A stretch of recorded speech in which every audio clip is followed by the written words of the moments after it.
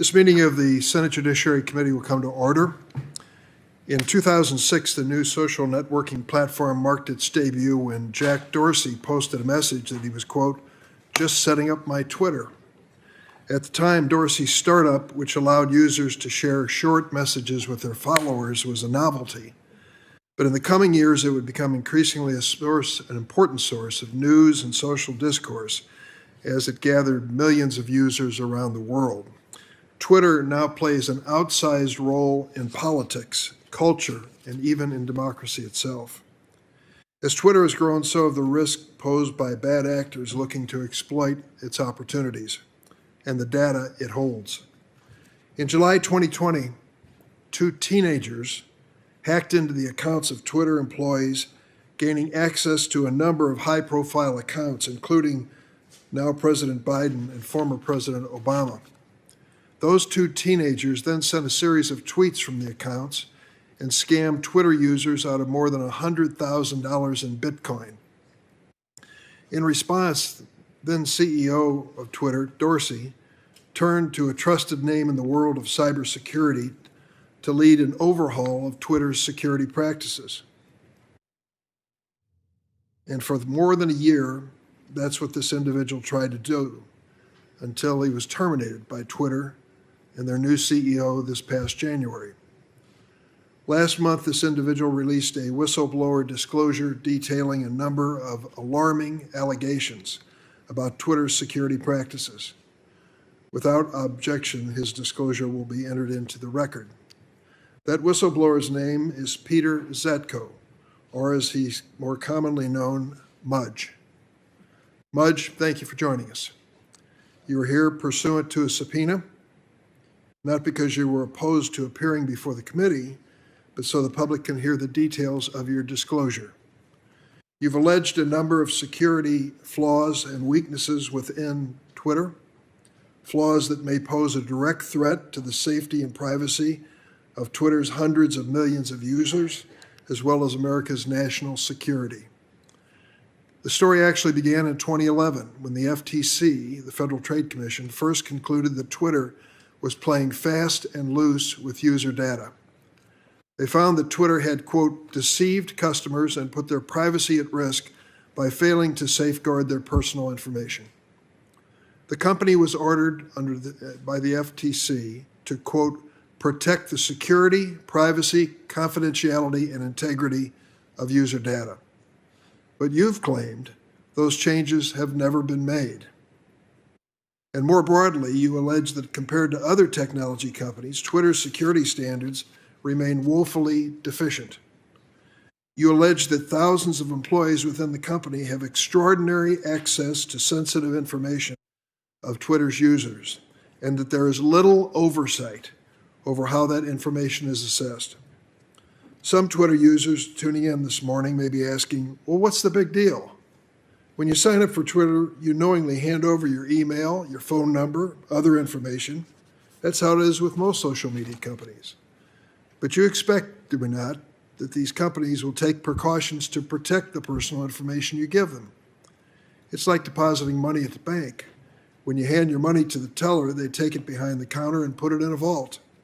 But at Twitter, according to our witness today, the door to that vault is wide open. And that vault contains a lot more information about you than you can imagine. Twitter doesn't just have access to your tweets and email address.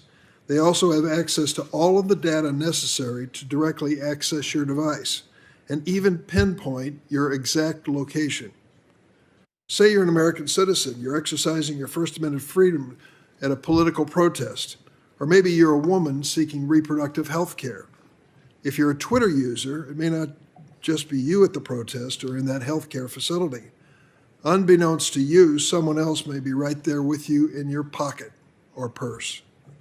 Of course, many of us are comfortable with some of the programs on our phones having location data. It's helpful. But when that data isn't secure, we become vulnerable to bad actors, scam artists, stalkers, even foreign agents. To give an example, earlier this year, a Saudi national who worked for Twitter was convicted by a federal jury for stealing the personal data of dissidents who criticized the Saudi regime and handing the data over to the Saudi government. This is a matter of life and death, as we know, for these dissidents, as the butchering of Jamal Khashoggi made clear. There's also the matter of Twitter's reach. It was one of the largest megaphones that world leaders ever had at their disposal. We've already seen what can happen when small-time hackers break into Twitter accounts belonging to government officials. But what if? What if next time it isn't two teenagers trying to pull a crypto scam? Imagine if it's a malicious hacker or a hostile foreign government breaking into the president's Twitter account, or sending out false information claiming there was a terrorist attack on one of our citizens. We could see widespread panic. The bottom line is this: Twitter is an immensely powerful platform that cannot afford gaping security vulnerabilities.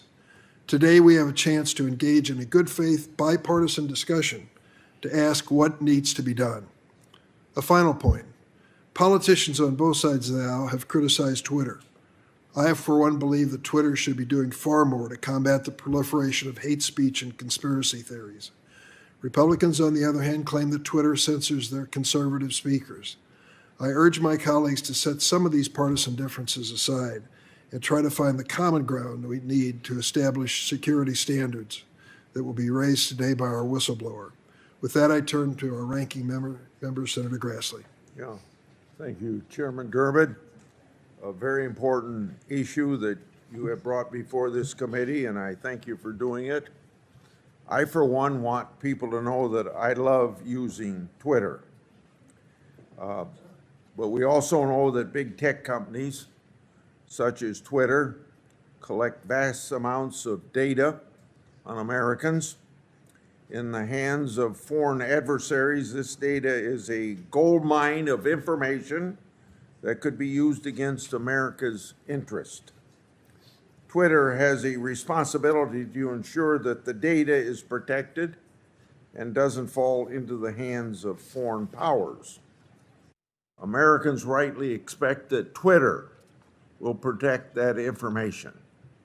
Thanks to a whistleblower that comes forward, we've learned that Twitter hasn't secured the data of tens of millions of Americans and countless other users. That whistleblower is here today, so we welcome you, Mudge. He comes before the committee today not only as an expert in the field of cybersecurity, but also as a whistleblower. I think all of my colleagues know that I have great deal of admiration for whistleblowers. I've always said that whistleblowers are patriotic individuals who often sacrifice their own career as well as their livelihood to root out waste, fraud, and abuse. Thank you very much for being here. Because of Mudge's disclosures, we've learned that personal data from Twitter users was potentially exposed to foreign intelligence agencies. For example, his disclosure indicates that India was able to place at least 2 suspect foreign assets within Twitter.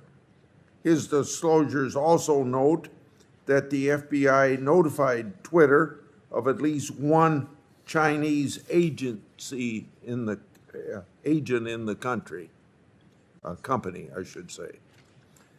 Based on allegations, Twitter also suffers from a lack of data security. Due to that failure, thousands of Twitter employees can access user data. That data that they don't need access to in order to do their job, yet they have access. And if foreign assets work for Twitter, that means these foreign assets can also access the data. To put a finer point on the allegations, Twitter has allegedly used data it collects and the tools it has to geolocate individuals who made threats against board members. In the hands of a foreign agent embedded at Twitter. A foreign adversary could use the same technology to track down pro-democracy dissidents within their country, but also to spy on Americans. This has actually happened in the past. In 2019, 2 Twitter employees were indicted by the FBI. They used their position at Twitter to access private user data and then gave it to Saudi Arabia.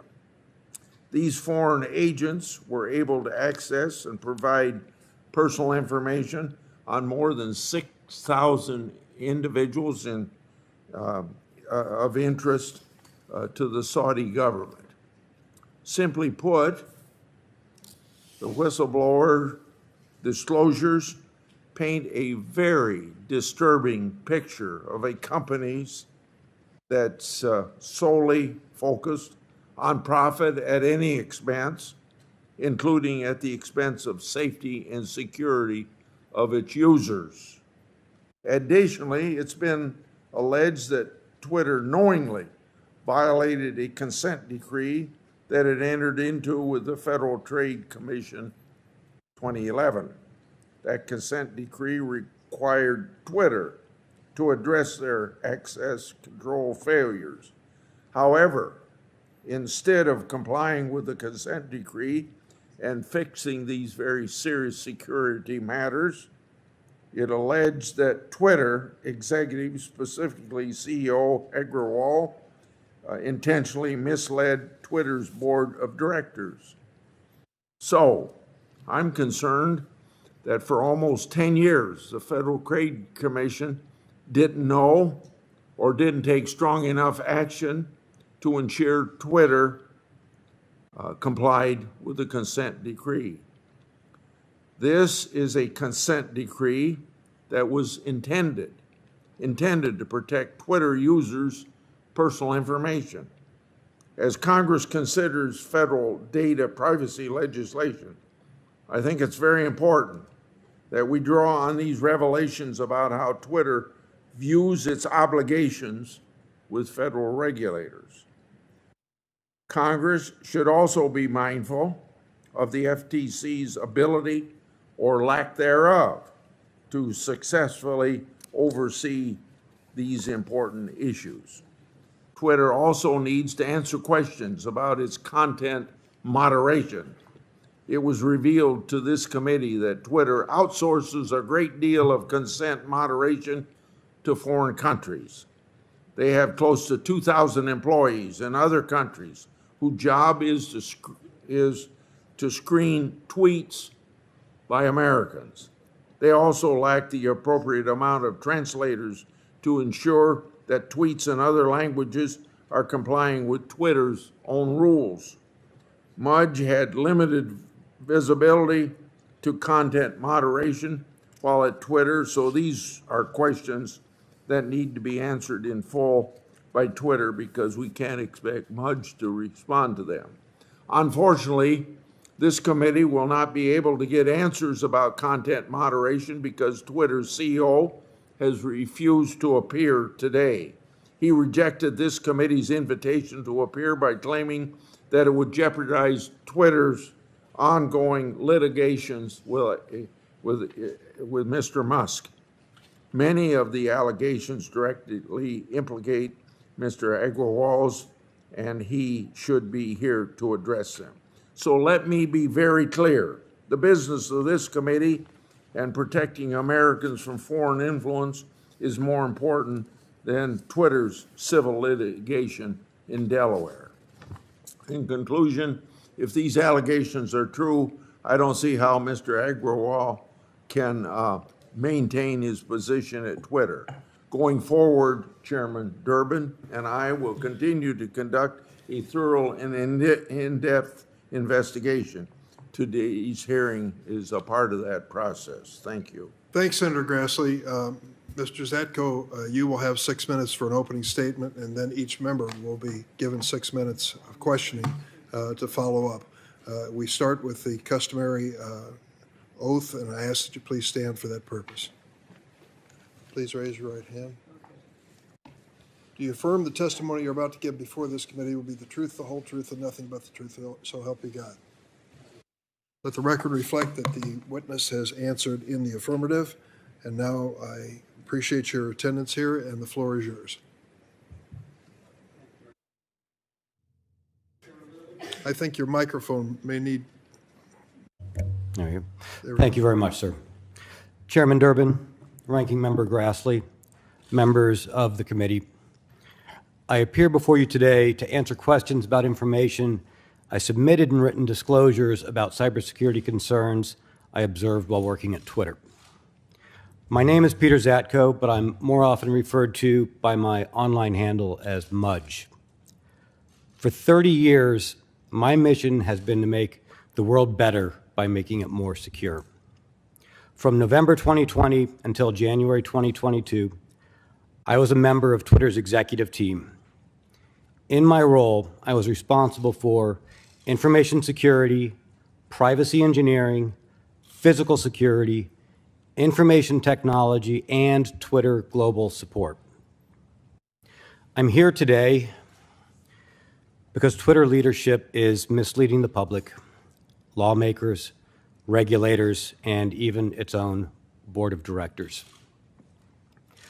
What I discovered when I joined Twitter was that this enormously influential company was over a decade behind industry security standards.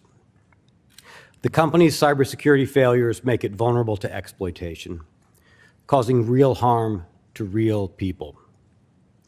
And when an influential media platform can be compromised by teenagers, thieves, and spies, and the company repeatedly creates security problems on their own, this is a big deal for all of us.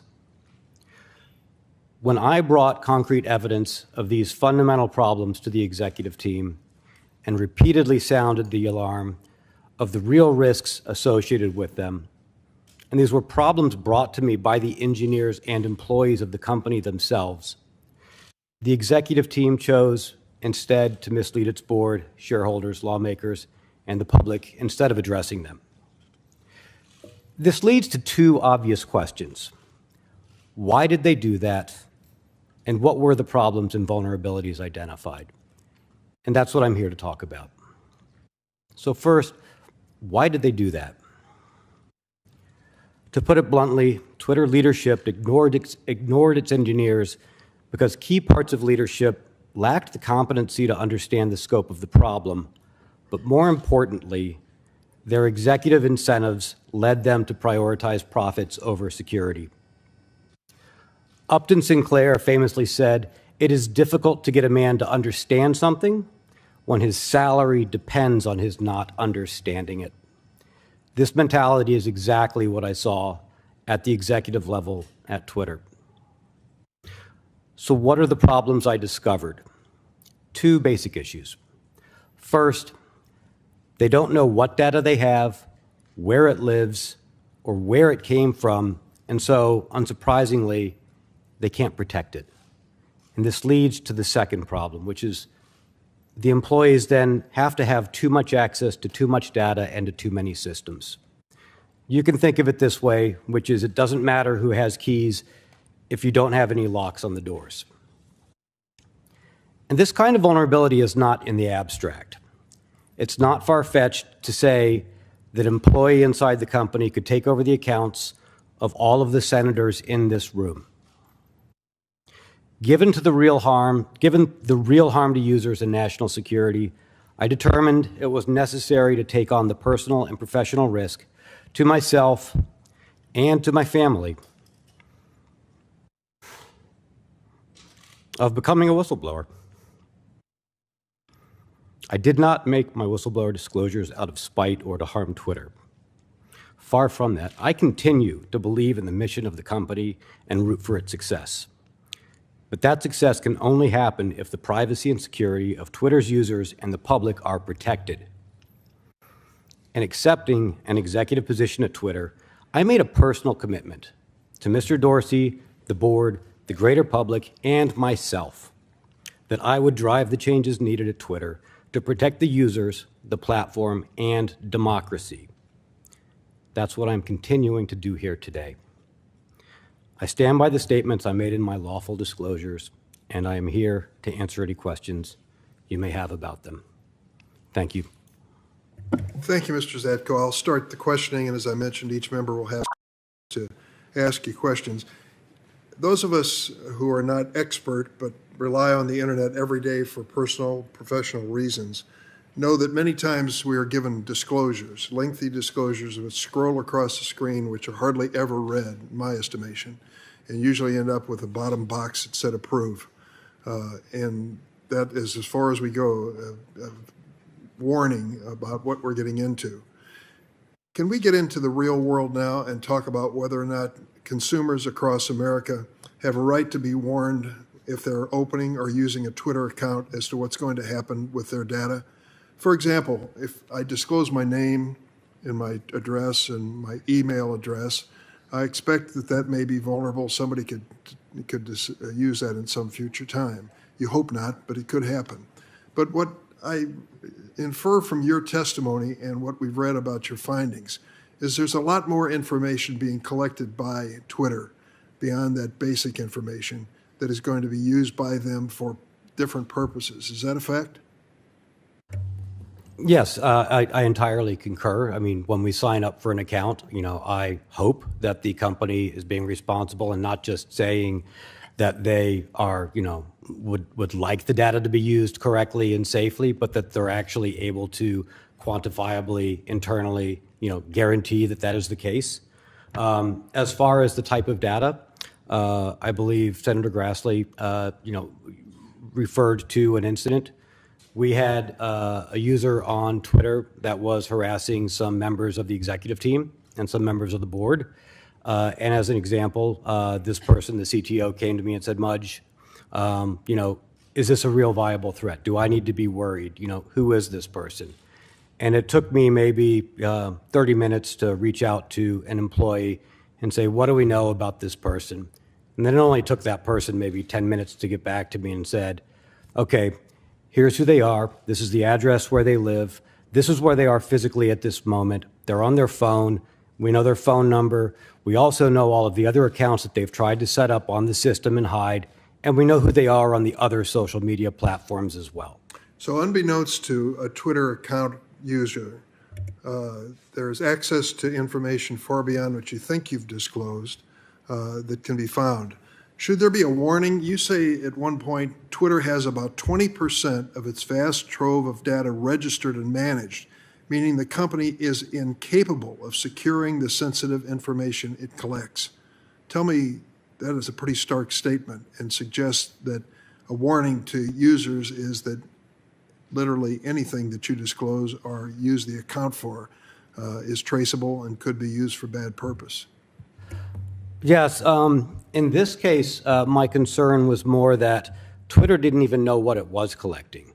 And this was one of the problems because I kept looking at why do they keep having so many security incidents, the same amount, each year after year? Why are the same percentages, from the same systemic problems? Why aren't we closing on this?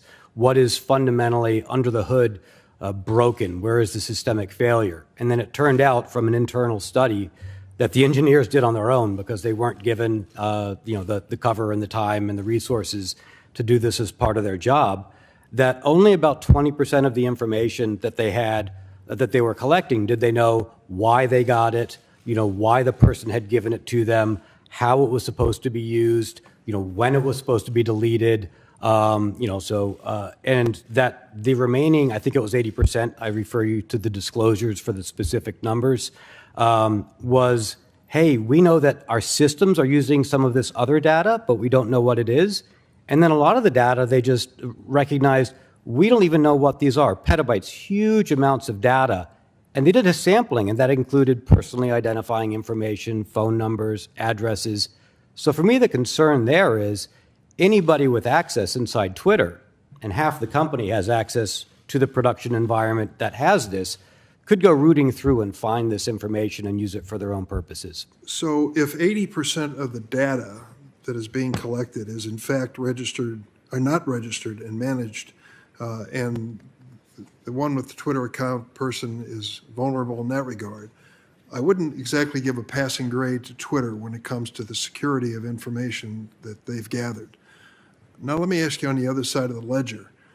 Would you grade as well the government agencies that have some responsibility to make sure that the American consumer's privacy and security is protected? For example, the Federal Trade Commission, Securities and Exchange Commission, and others.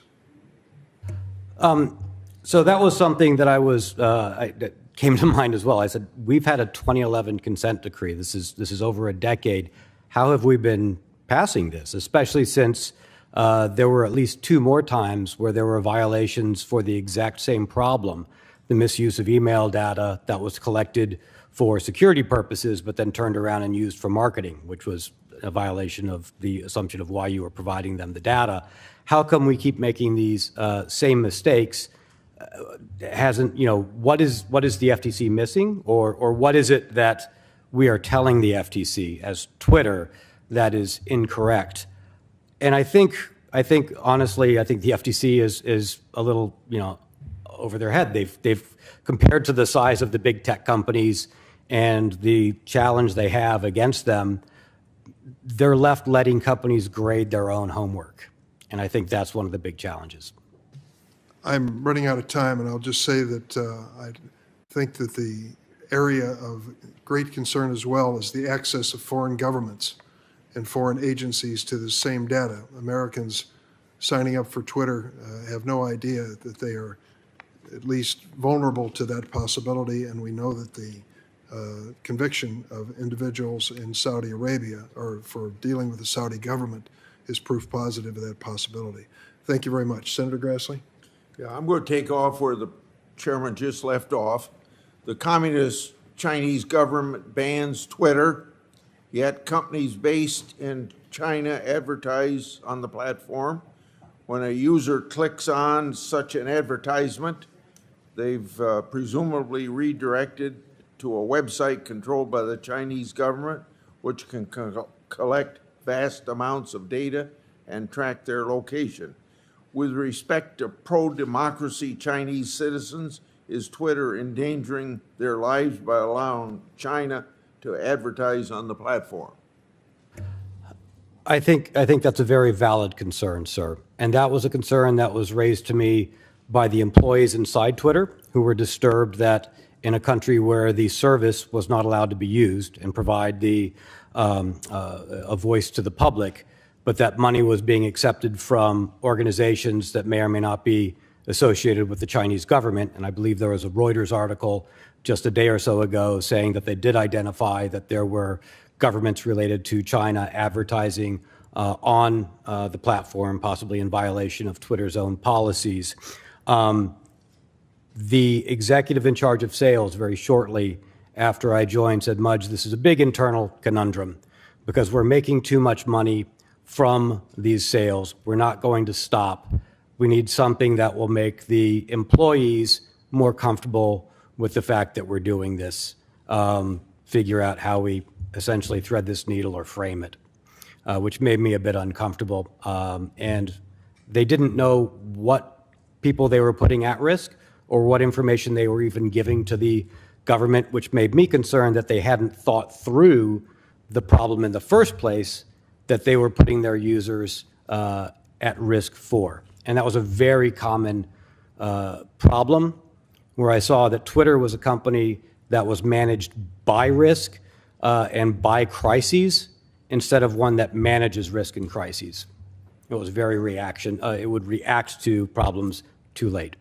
I think you just answered this question, but I want to ask it and see if you've said all you want to on the subject. While at Twitter, you raised concerns with their policy allowing Chinese advertisement. What was Twitter's response?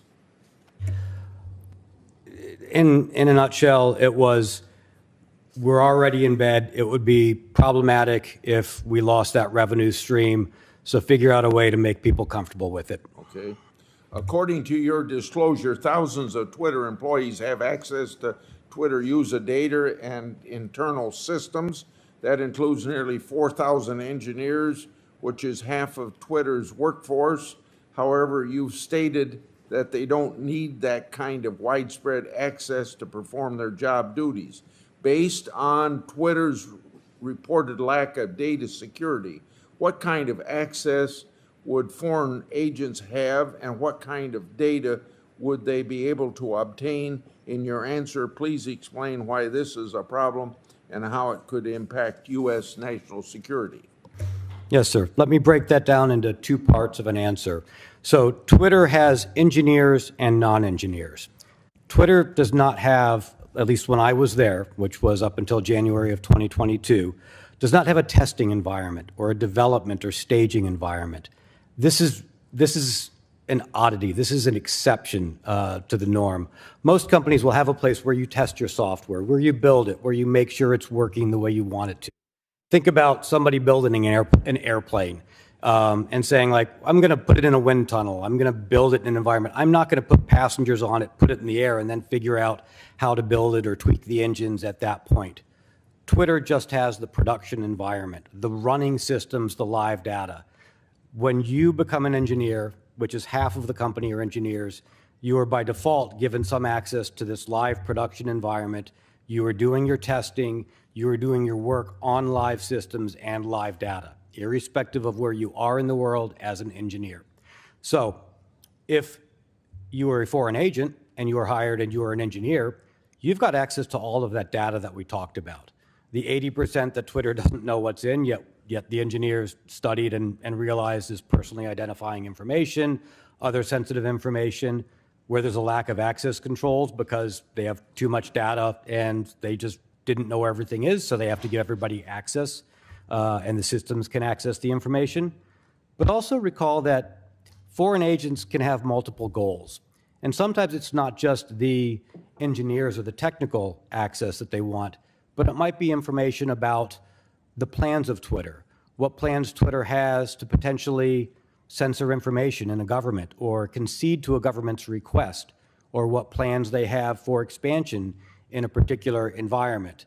And in those cases, that's where I saw, with high confidence, a foreign agent placed from India to understand the negotiations and how well they were going for or against India's party, who was having difficulties with Twitter in India.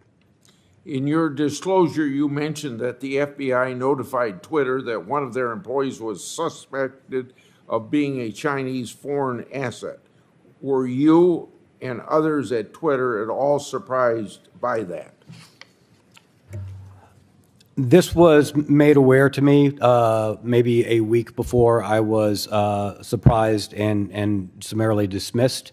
I had been told, because the corporate security, physical security team had been contacted and told that there was at least one agent of the MSS, which is one of China's intelligence services, on the payroll inside Twitter. While it was disturbing to hear, I and many others had recognizing the state of the environment at Twitter. We're really thinking, if you are not placing foreign agents inside Twitter, because it's very difficult to detect them, it is very valuable to a foreign agent to be inside there. As a foreign intelligence company, you're most likely not doing your job. Thank you. Thanks, Senator Grassley. Senator Feinstein. Thanks, Mr. Chairman. On August 10, 2022, a federal jury convicted a former Twitter employee of acting as an unregistered foreign agent for the Kingdom of Saudi Arabia. While employed by Twitter, the individual accepted payments in exchange for accessing and conveying the private information of Twitter users to Saudi officials. That individual is one of two former Twitter employees charged by the Department of Justice for their efforts to provide Saudi officials with the personal information of dissidents and activists critical of the Saudi regime, including sensitive data that could identify and locate these individual users. Now the question: as head of security, Mr. Zatko, can you describe the types of efforts you've seen by foreign governments to infiltrate, control, exploit, or surveil Twitter and its users, and share what steps Twitter and regulators should have taken to protect against these attacks? Yes, ma'am. Thank you. One of the disturbing things that I saw, based upon being 10 years behind where I would expect a modern tech company to be, was a lack of an ability to internally look for and identify inappropriate access within their own systems.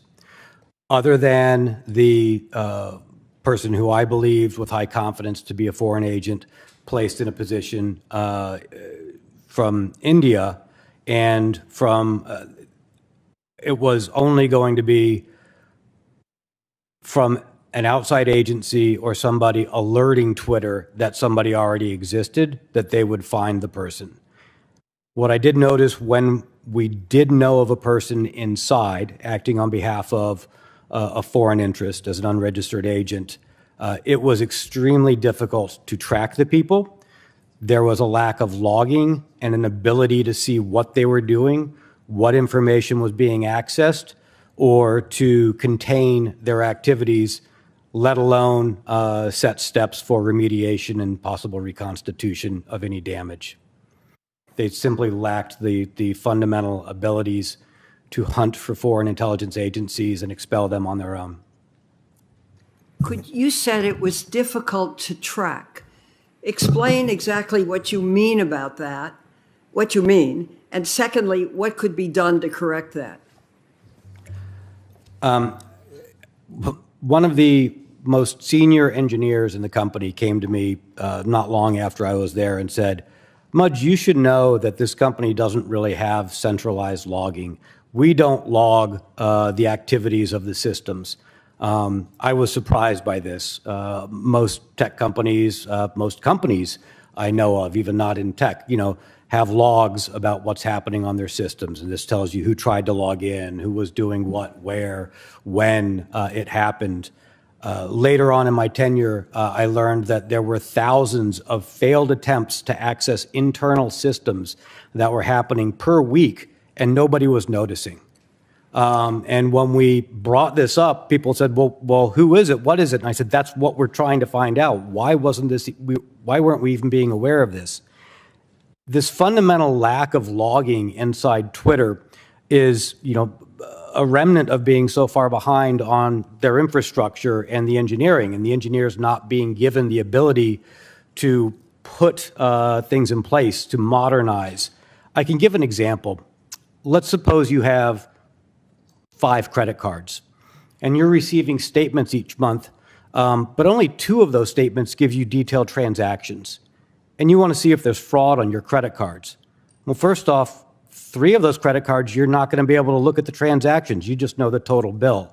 And those remaining 2, you don't have time to go through the transactions and look for it, so you kind of wing it and say, I need all those credit cards to stay alive, so you just keep paying off the bills. That's kind of the analogy I have for the production environment and the logging situation at Twitter. So you can understand that trying to understand what an adversary inside identified is doing can be pretty challenging without logs. Have you thought about how one would design legislation which would maintain some basic necessary rights and yet cover this area?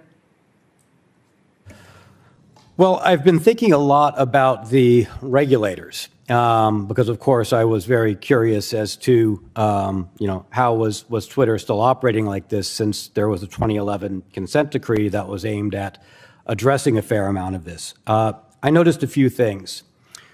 One, there were a lot of evaluations and examinations which were interview questions.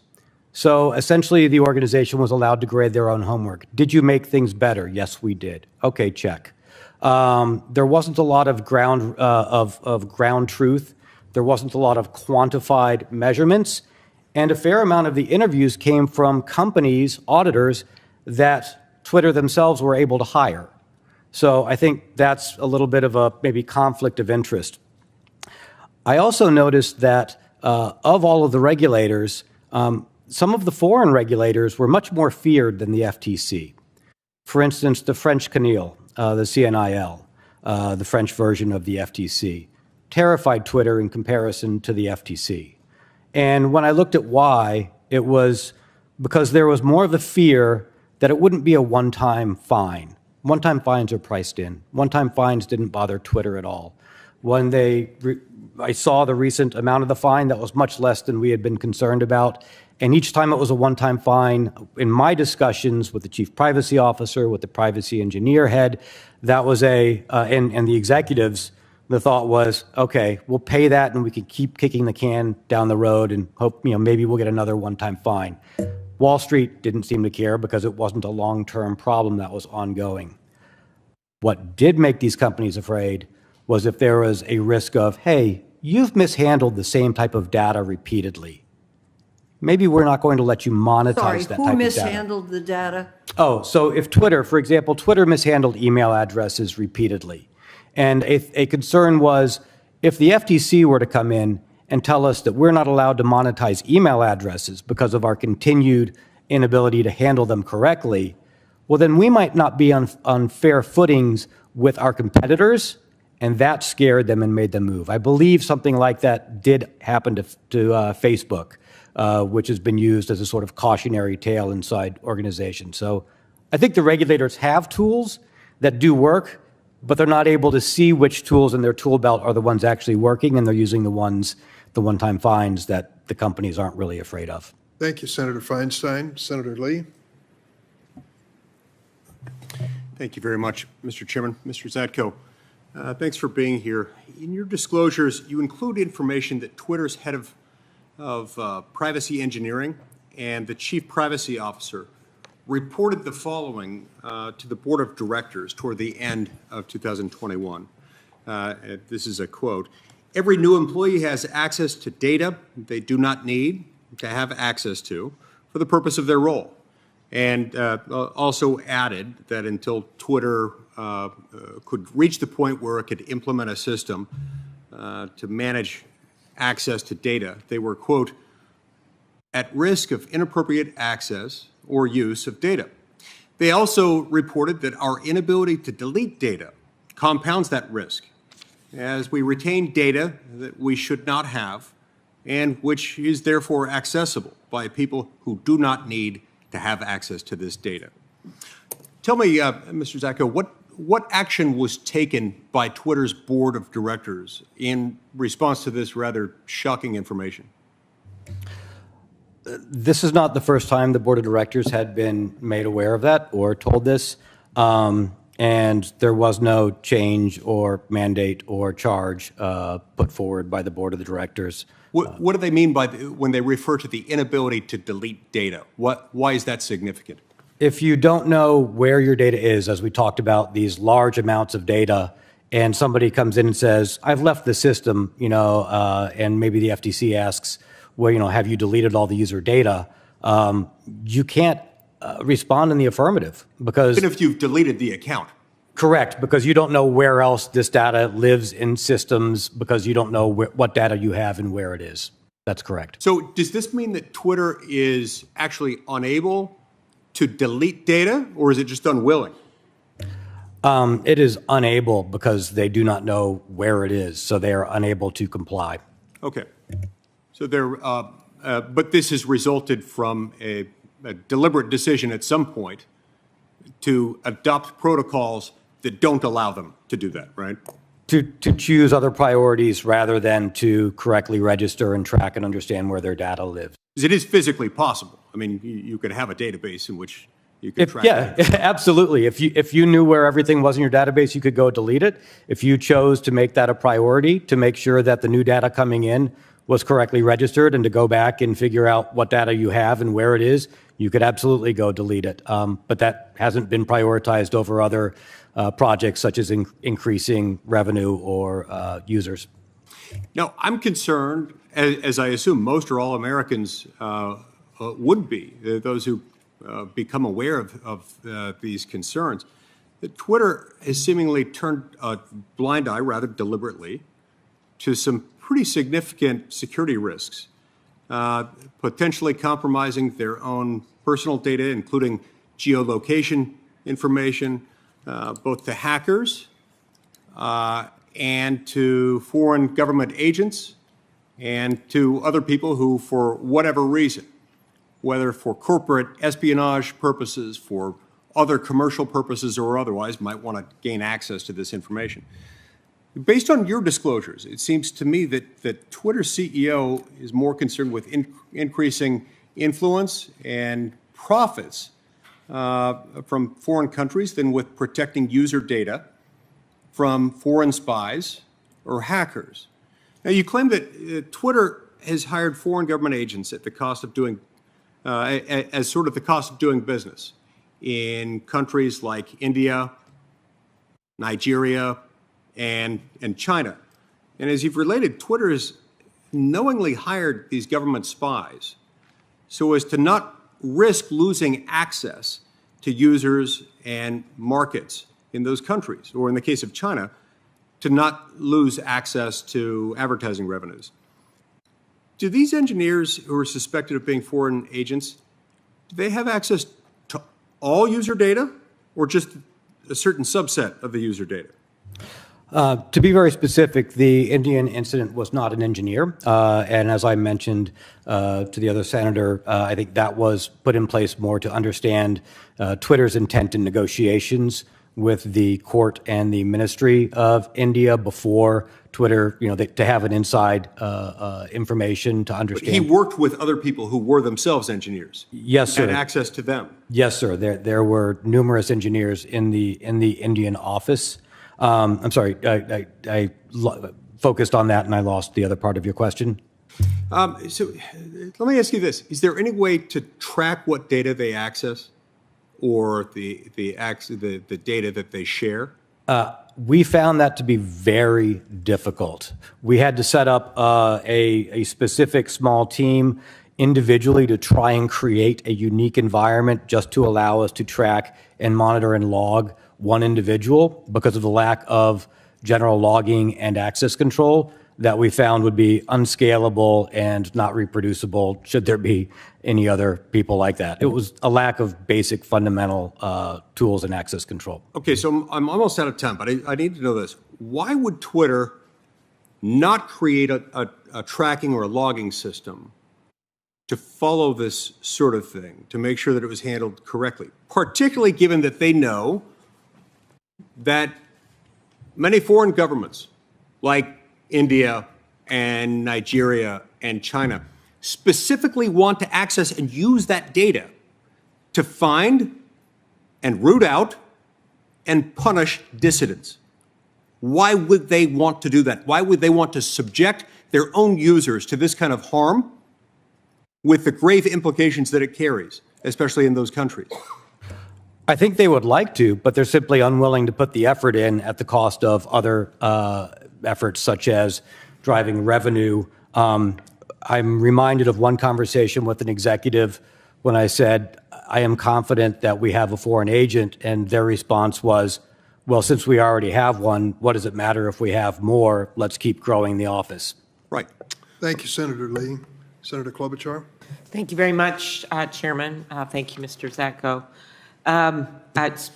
Following up on that point, I just returned from Ukraine, where Senator Portman and I saw firsthand the extent of the damage inflicted by the Russian invasion. I was troubled to learn that, according to your written disclosures, Twitter's leadership recently considered agreeing to the Putin regime's request to censor and surveil Russian Twitter users.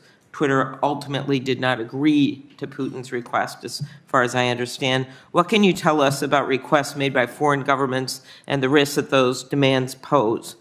And why would a company like Twitter consider agreeing to a request to censor or surveil users? I was very surprised and shocked by that one-on-one conversation which I had with Mr. Agrawal. This was prior to his assuming the CEO role. I understand to be it out of a frustration of the inability to perform, and this kind of goes into content moderation, which we talked about before, and while that wasn't my main ballywick, and I've been informed I shouldn't go into details about conversations I've had with Twitter counsel, there was we don't really have the ability and tools to do things correctly. This is a lot of work. It's not, driving our main executive incentive goals. Is there a way that we can simply punt And since they have elections, doesn't that make them a democracy? Thank you. I am a big believer that these companies, and not just Twitter, have to invest more in protecting data and protecting the public. And I heard Senator Durbin talk to you about the agencies, right? And you, I think, agree with me that the agencies in the U.S. are underfunded when it comes to taking on these major cases. But I want to turn to ourselves and put the mirror back on ourselves here in Congress. Do you think it would be helpful if we pass some privacy legislation in Congress? I think one thing that would be very helpful is that the FTC and other regulators don't have laws or rules that would create whistleblower protection programs for people while they were still in these organizations. And I think that's where, I mean, I learned a lot of information. A lot of people wanted to share the information. When I came on board, they were excited that there was an executive that was listening and that was willing to ruffle feathers, that was willing to fight for some of these things because they had tried to raise them. Yeah, I understand. think, yes. Okay. Are you aware that Senator Grassley and I actually passed a bill to change the merger fees that passed through this committee unanimously, passed through the Senate? It's now sitting somewhere in purgatory over in the House, that would allow us to fund the FTC. So maybe they would be as scary as France or some other country, and that we have been unable to pass that, or actually, despite this probably being our 50th hearing between, I'm looking at Senator Blackburn, between Commerce and Judiciary, we have not passed one bill out of the U.S. Senate when it comes to competition, when it comes to privacy, when it comes to better funding the agencies, when it comes to the protection of kids that Senator Blumenthal and Senator Blackburn have worked on. And so at some point, when we talk about the agencies, I think we better be putting the mirror on ourselves, because I was listening to your quote from Sinclair Lewis, a Minnesotan. It is difficult to get someone to understand something when his salary depends on him not understanding it. Could you talk about the lack of action in Congress and how that has actually created an environment where these companies feel like they can do everything from destroying our newspapers and our public good to basically not taking correct actions when it comes to hacking? So that's your world, not mine. I appreciate the efforts and the work that you're doing. What I did see is that any laws or bills passed or actions in the past, if they are not able to be quantified and externally audited by an independent viewer, get gamed a lot by what I saw inside big tech in their ability to sort of answer in an affirmative without actually doing what the intention was of the rule, law, or regulation. One other bill I want to mention, and Senator teamed up here with Senator Coons and Portman on this, Platform Accountability and Transparency Act, to require digital platforms to give researchers access to data. And the independent experts that you hired to audit Twitter's processes for addressing disinformation found serious problems, made recommendations. However, I think Twitter's leadership didn't listen. In your view, why do you think Twitter failed to act on the recommendations made related to the disinformation? And how could independent groups help? Yeah, I'm a big fan of independent groups having independent eyes and providing ground truth on that.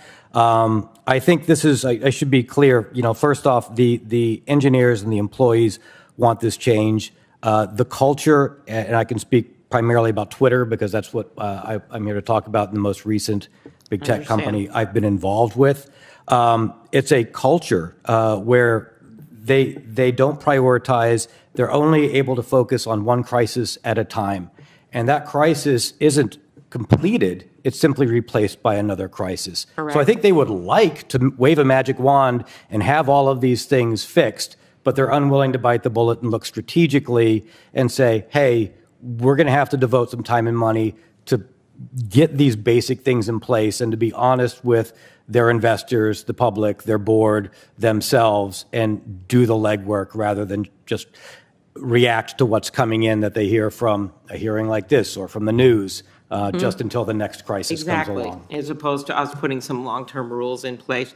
Last thing, you talked about in your disclosures that Twitter does not have enough resources focused on removing misinformation and hate speech. In particular, you noted that half of the content flagged for review in Twitter Spaces features was in a language that employees didn't even speak. Obviously, you can't check whether a tweet violates Twitter's rules if you don't speak the language. I have had my own experience directly conveying a misinformation that was put out on me that resulted in an attack on a member of my family. And I don't know if you knew that because I told Jack Dorsey about it. And nothing ever changed, except when finally regular media reported that it was a lie. But those are the kinds of things that happen to people in this building because of the misinformation that is rampant on social media. Could you comment about what you think they should be doing about that? I'm very sorry to hear about that. The lack of language was stunning to me. This was a situation where I brought in a world-class leader for Twitter Global Support who also identified this, and we started saying, you can't react to a language situation. When something was happening in Myanmar, you can't wait until after it happens and then go, where are the Burmese speakers? Let's see who we can hire. Those translators are already hired elsewhere. You have to understand, 80% of Twitter has to understand, 80% of their users are outside of the United States. You can't create, a healthy environment. You can't serve the public conversation if all you can do is look at it and say, I hope Google Translate's doing the right job for me. Thank you. Thanks, Senator Klobuchar. Senator Kennedy. Thank you, Mr. Chairman. Mr. Zatko, give me 30 seconds. Well, strike that. Senator Grassley is an active user on Twitter. I'll use him as an example. Give me 30 seconds on the type of information Twitter has on Senator Grassley or someone like him.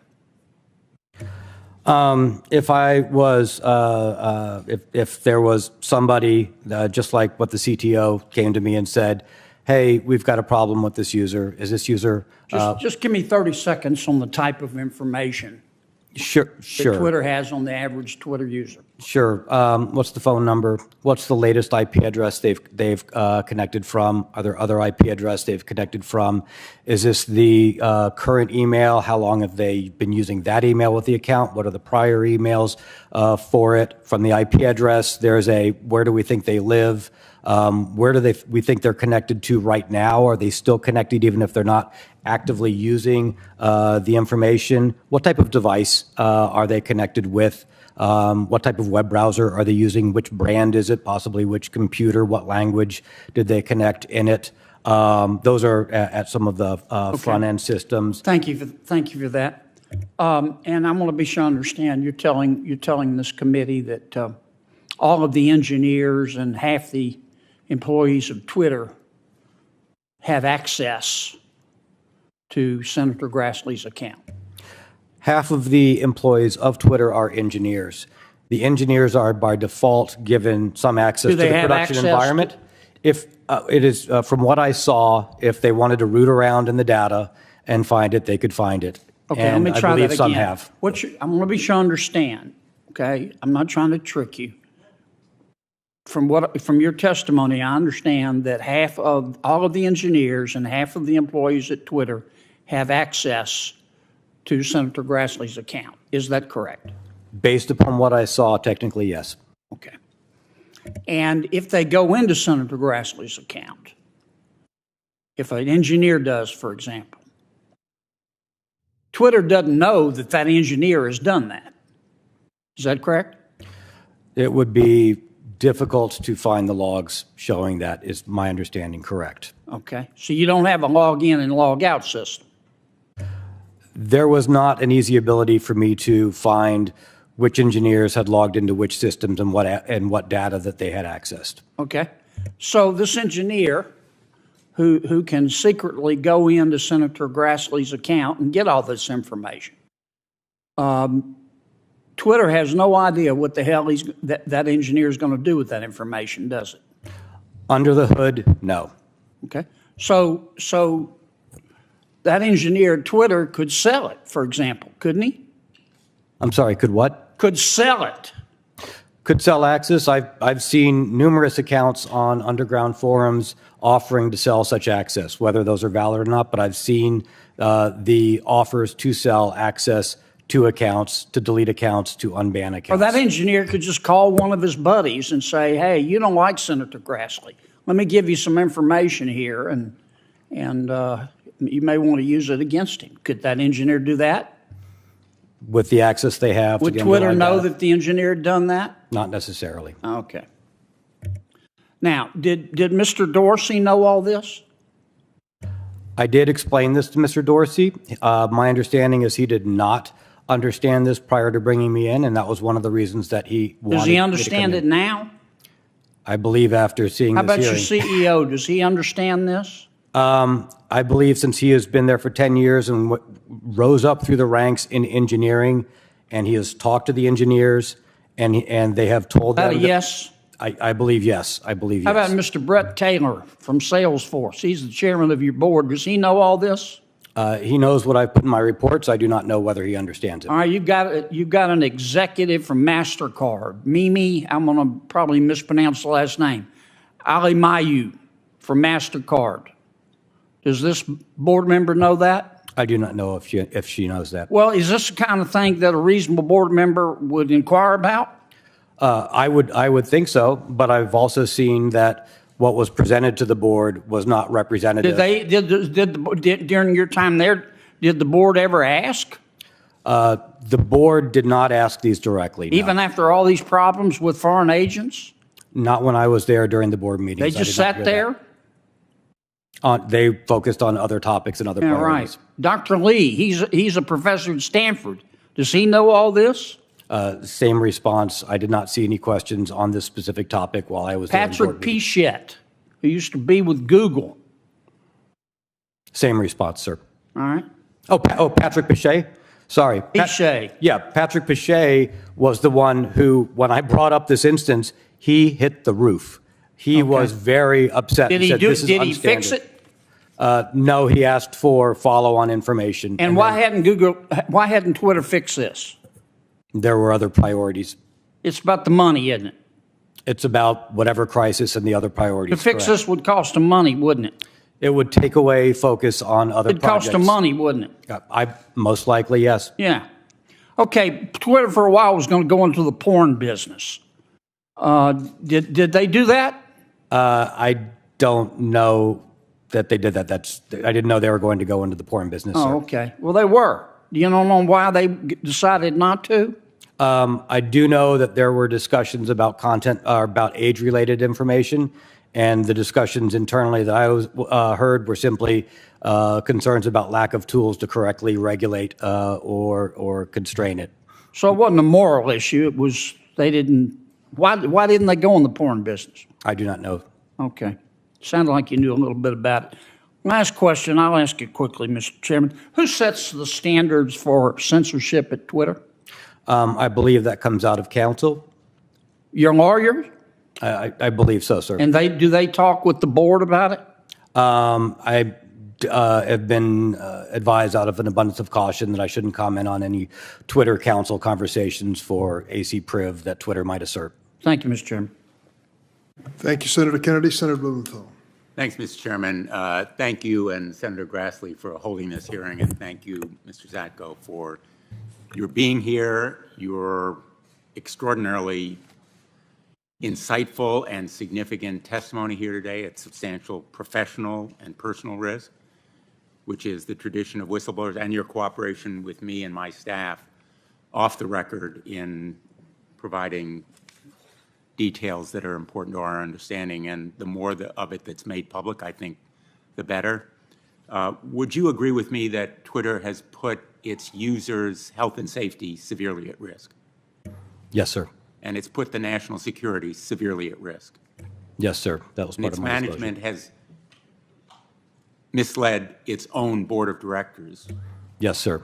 And in that event, the management ought to be certainly restructured, shifted, changed, correct? Yes, sir. That kind of structural reform is necessary to achieve changes within the company. That is my belief. You've also said that this company has misrepresented facts to government agencies, most especially the FTC. That's correct, isn't it? Yes, that is correct, sir. And I think you shared in your complaint that Twitter management was intending to mislead as well French and Irish regulators about compliance with the consent decree, correct? Yes, sir, that's correct. How high in the Twitter management would you say that intent to mislead and, in effect, deceive government agencies went? To the CEO, I do not know to what level inside the board. They did not know because of misrepresentation or chose not to push. The misleading of government agencies is one of the reasons why stronger action hasn't been taken, That could very well be, sir. but it also, in effect, is the result of a lack of vigor in law enforcement, whether because of inadequate resources or a failure of will. That could be as well, sir. In fact, the most recent settlement with Twitter, which was a payment of $150 million earlier this year, the FTC and Department of Justice stated that Twitter violated the 2011 consent decree. That's no surprise. But the size of the penalty, a mere $150 million, amounts to the kind of burden on us average drivers when we pay the toll to go into Manhattan, given that its profit in the second quarter of this year was about $1.18 billion, correct? That is correct. While I was there, the concern only really was about a significantly higher amount, significantly higher, or if it would have been a more institutional restructuring risk. But that amount would have been of very little concern while I was there. To effectively address this problem, we need not only to insist on restructuring the company, but also likely restructuring, reforming, and energizing our regulatory apparatus, not only as to Twitter, but also as to other internet companies and platforms. Would you agree? Yes, I would. The intent of the regulators, I think, is the right intent, but it is not being followed or correctly adhered to.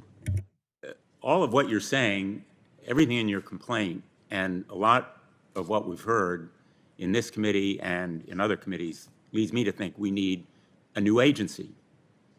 As reluctant as I am to suggest a new government bureaucracy, I don't think it needs to be a government bureaucracy with a lot of new people, but it needs to be a new means of enforcement here to bring cases to the Department of Justice, focusing on privacy, security, and protecting users as well as our national security. Would you agree? I had not considered that. I will have to think about that. It is a very interesting approach. I'm not reaching any conclusions, but clearly what we're doing right now is not working. You would agree with that? Yes, what I have seen, the tools that are used out of the tool belt are not working. I do believe other tools in the tool belt do work, but the regulators aren't able to quantify and get measurements that would show them to switch to the other tools they have. What are the remedies that, for example, other countries have that enable them to better protect privacy? Some are simply much more aggressive and do not accept answers at face value, put very strict time constraints on requiring answers, require data to back up the answers, and threaten to preclude monetizing entire markets, such as maybe you won't be allowed to monetize in France, or maybe you won't be allowed to use a particular data source in France, and you have a week to respond sort of approach. And let me just finish on that note. to expand on the Upton Sinclair theory of the case here, essentially, users and their information are Twitter's product. They are the means to monetize the eyeballs on the site, to collect, use, and monetize that information is the Twitter business. And so their reckless disregard for their users' health and safety and for the national security is a product of that incentive. Would you agree? Yes, sir. And that's why I understand the M in MDAO to be monetizable daily average users. Thank you, Mr. Senator Chairman. Blumenthal. Senator Blackburn? Thank you, Mr. Chairman. Thank you for joining us today.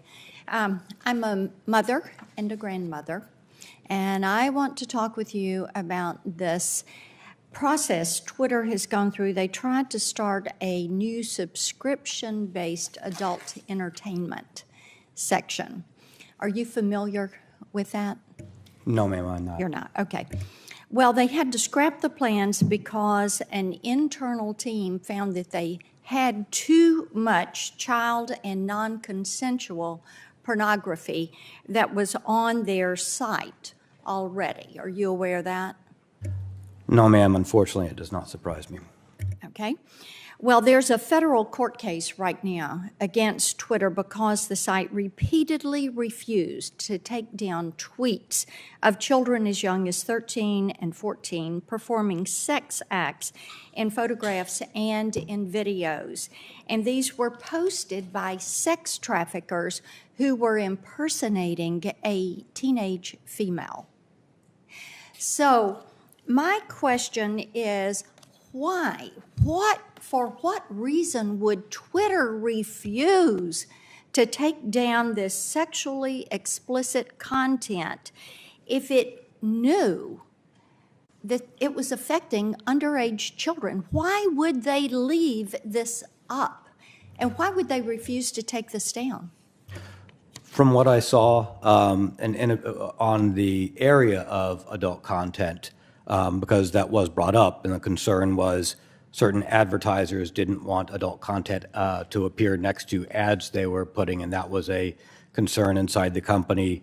The lack of They ability. had a monetary concern, but not a moral concern? There was a, I can't speak to the morals of the people internally, but there was a concern whether or not they could even correctly identify and get ahead of this because they lacked the basic tools and the resources in those teams, and it would have to be in a reaction after things were posted and maybe brought All to their right, so attention. what do they do to police this sexually explicit material, especially when it pertains to children? Unfortunately, that was not under my area, so I don't have information to talk specifically to that. Okay. So there's not a standard operating procedure to block this, to pull it down? I believe they do have, or I was told that they have some voluntary self-tagging and self-reporting of whether you're an adult content account, but I am not aware of the other processes or procedures in the company. Let me ask you about the FTC. Senator Blumenthal was just asking you about that. Did you ever participate in calls or meetings with the FTC in which you heard specific misrepresentations made by Twitter? No, ma'am, I was not in the calls. Okay, I so got you had no briefings. direct knowledge. Well, I got direct briefings from the people who were in the calls telling me what they did. All right, so it was all secondhand. It came Correct, to from you. the people involved in the calls. Okay. Did the FTC come to Twitter and identify specific conduct or representations that concerned them? That would be a question that you'd have to ask the chief privacy officer who would have been the recipient of those outreach. Okay.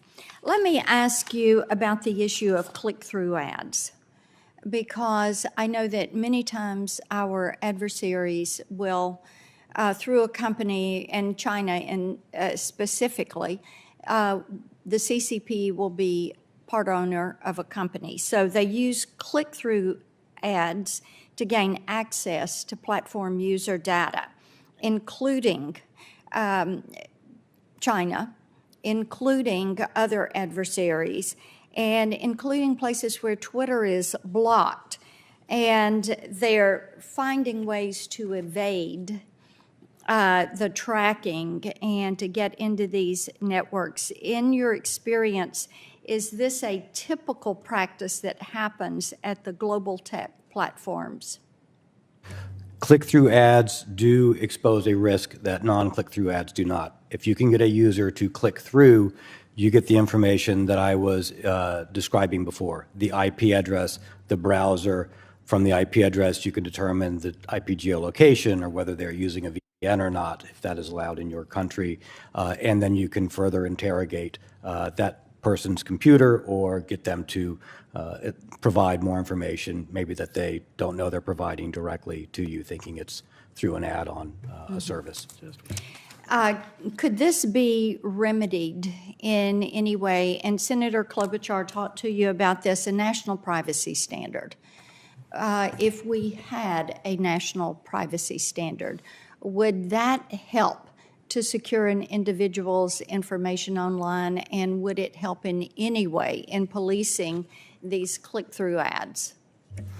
I think addressing in general the difference of the information or making people aware and then providing a context around when a user knows that they are providing information and what information they are providing, no longer to the service they thought they were interacting with, could definitely benefit a user. I want to ask you one thing about censorship. And during your time at Twitter, did you participate in any conversations or meetings where content moderation decisions were made based on a poster's political views? I never investigated or was or heard of decisions on that particular topic. I was focused on the crisis and fires in the areas of my domain. Thank you, Okay. Senator Blackburn. Thank you. Senator Coons? Thank you, Chairman Durbin, Ranking Member Grassley, and thank you, Mr. Zatko. Thank you, Mudge, for coming forward. This is yet another eye-opening moment for our public, for our nation, and for this committee. We know that social media and new communications technologies have empowered people across the world to connect and share information at an unprecedented scale, but we also know that concentrating all this information, all these resources in just a few hands comes with great risks. So your whistleblower complaint contains really striking allegations which shed light on several key realities, and I wanted to focus on those. The first, as you've stated in a number of exchanges with my colleagues, is that the public lacks any credible way to assess whether and how major platforms and technology companies are protecting or prioritizing user privacy. And I want to talk for a bit about a bill that I've got that Senator Klobuchar also mentioned that would help strengthen some of that transparency.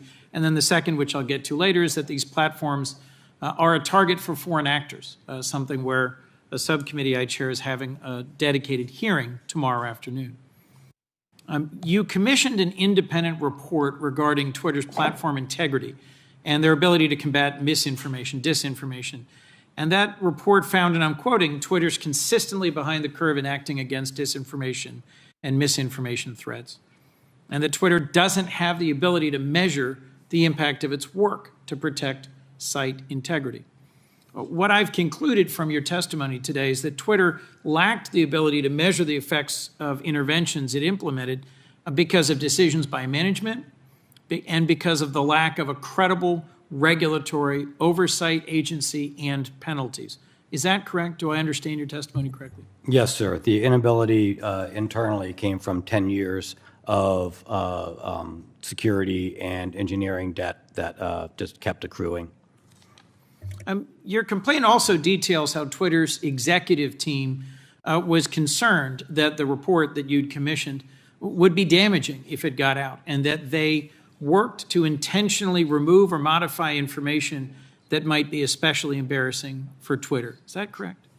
Yes, sir. I found that very disturbing. The company that I hired, with the knowledge of the other executives and the head of site integrity, which did not report to me, but that this independent organization was going to analyze and do gap analysis. The company reached out to me and said, hey, Mudge, Twitter is jumping in and making us open a separate contract and telling us not to provide you the results to your own work, to your own work. This does not feel right to us. What's going on? Right. So a lot of the information that both regulators and Congress relies on when considering how to regulate social media companies comes from the companies themselves. As I think you put it before, they're essentially grading their own homework. So the conclusion we ought to reach is the information we receive isn't trustworthy from some social media platforms. Yes, sir, that's what I experienced. So I've released a bill with Senator Portman, Senator Klobuchar referenced it earlier. We are looking for additional Republican co-sponsors. It's called the Platform Accountability and Transparency Act. It would allow external researchers to look at exactly these kinds of problems, to better understand and analyze the algorithms that drive social media and some of their practices. Would empowering researchers and mandating better disclosure help hold companies more accountable and cause them to invest more resources in site integrity? Yes, sir. In fact, I think one of the things that we learned from that study and what I am hopefully shedding light on in my lawful disclosures is just how much a gap there is between Twitter and some of Twitter's peers. And even learning that sort of discrepancy would help understand and raise the level of hygiene for these organizations and their ability to perform their tasks and the ability for us to accept what they're saying as to whether it could possibly be true or not. This also opens up enormous national security risks. As you testified earlier, there's roughly half of Twitter's employees that had unnecessary access to vast amounts of sensitive user data. As Senator Kennedy was asking you earlier, just give us a quick sense of what information Twitter might have about Senator Grassley or about any of us on this committee.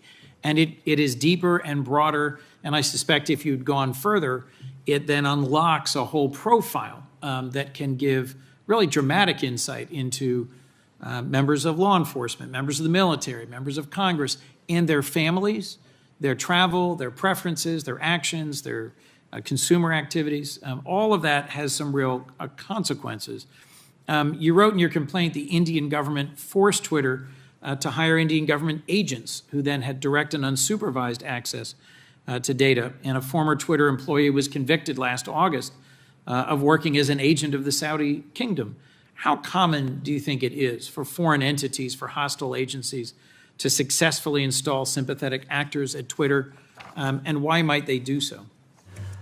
Well, if there's any number of reasons, there are many of reasons why you would do so, in particular to not just identify people of interest or track groups of interest, but also to maybe look at whether or not Twitter has identified your agents or your information operations. What other governments has Twitter possibly identified? And remember, outside of the ability to access large amounts of data on the engineering side, you would want to know what Twitter's plan is as far as whether they will cede to your demands for control of information within their environments or not in order to change different types of political pressure, such as strong-arming. And as we saw, that country was even threatening to put Twitter employees in jail if Twitter didn't change particular activities on the platform. With 80% of Twitter's users outside the United States, and with Twitter having a deep access and resources to critical leaders in our country and other countries, I think this is genuinely concerning. Tomorrow afternoon, I chair a subcommittee on privacy technology and the law. Senator Sass and I will be holding a hearing on how to further understand the depth to which hostile actors and adversaries are going to obtain American citizens' data, and that'll expand on a lot of the topics we've pursued today. I hope members of the committee will attend. I want to thank you for your testimony, Mr. Chairman, for the chance to participate in today's hearing. Thank you, Senator Coons. We're going to take a 5-minute break after Senator Cotton asks his questions. Senator Cotton.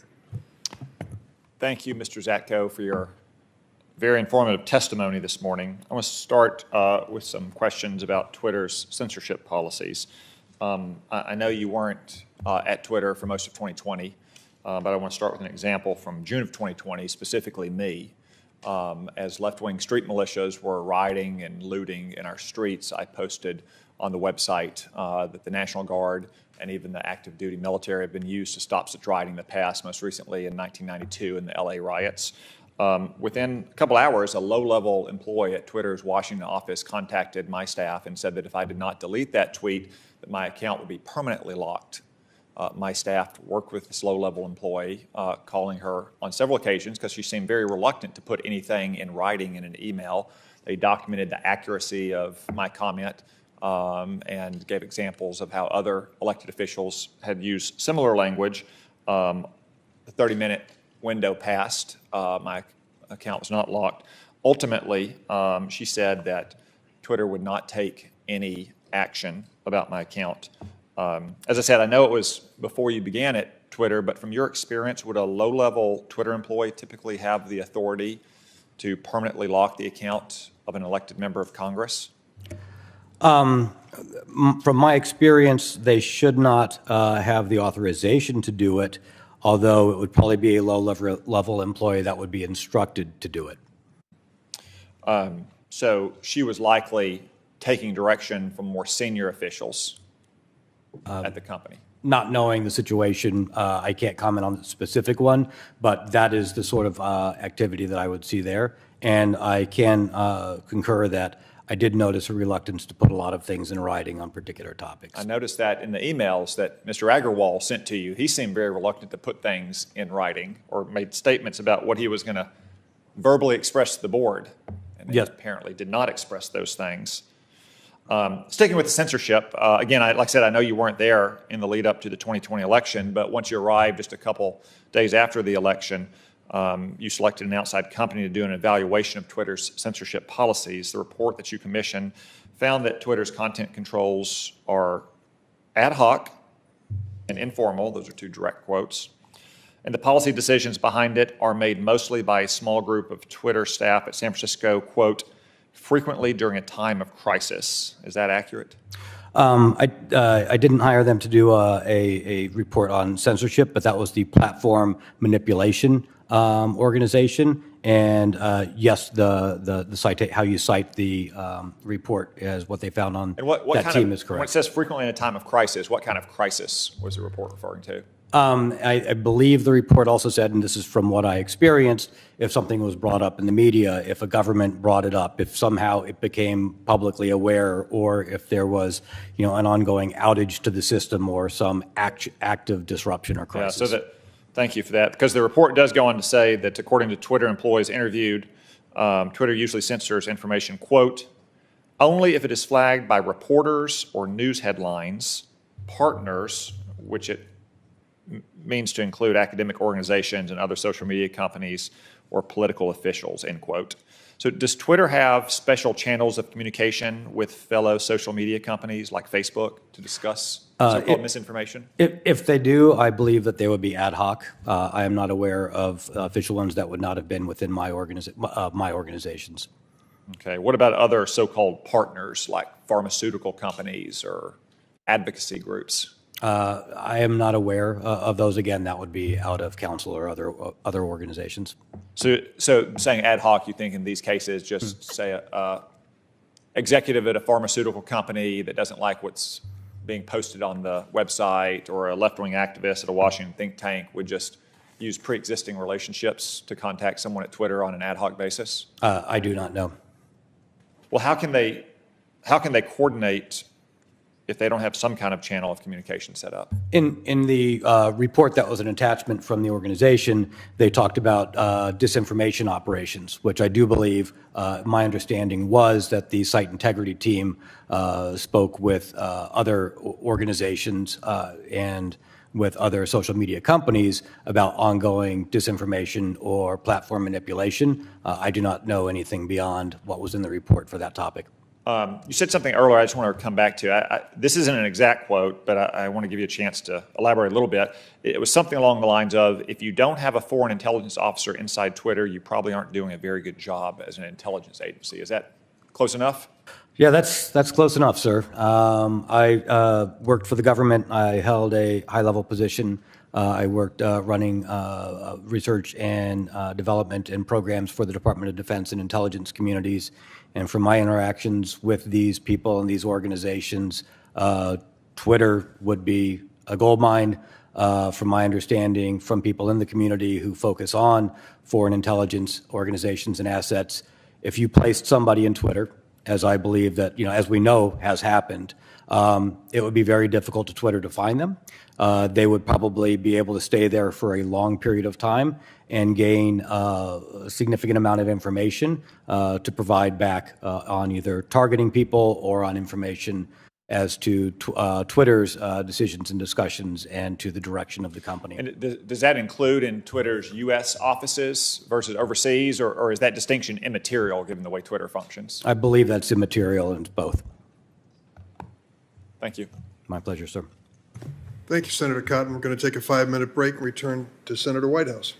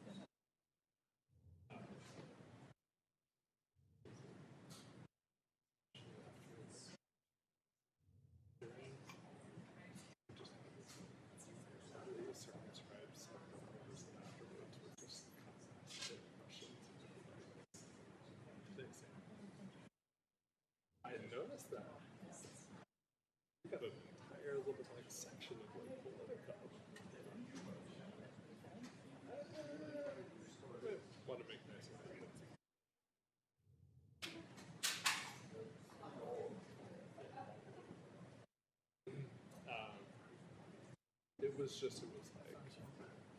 was quoted in a manner that made it seem like.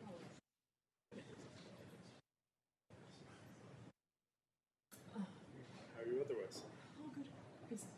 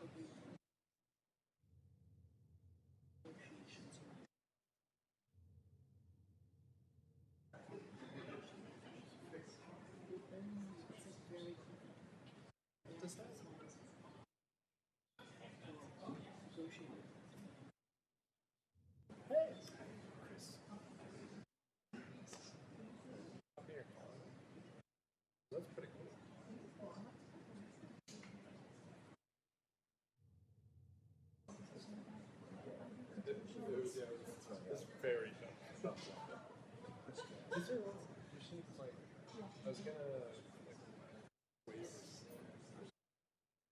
I think like Latin is about the sort of upper bound of like the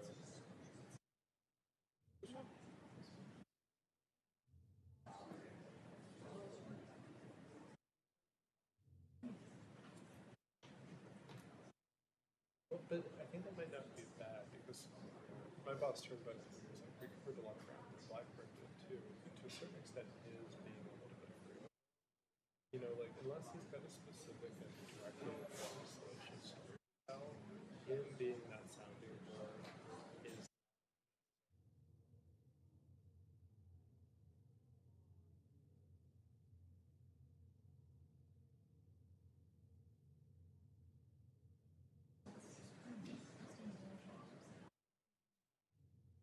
yeah.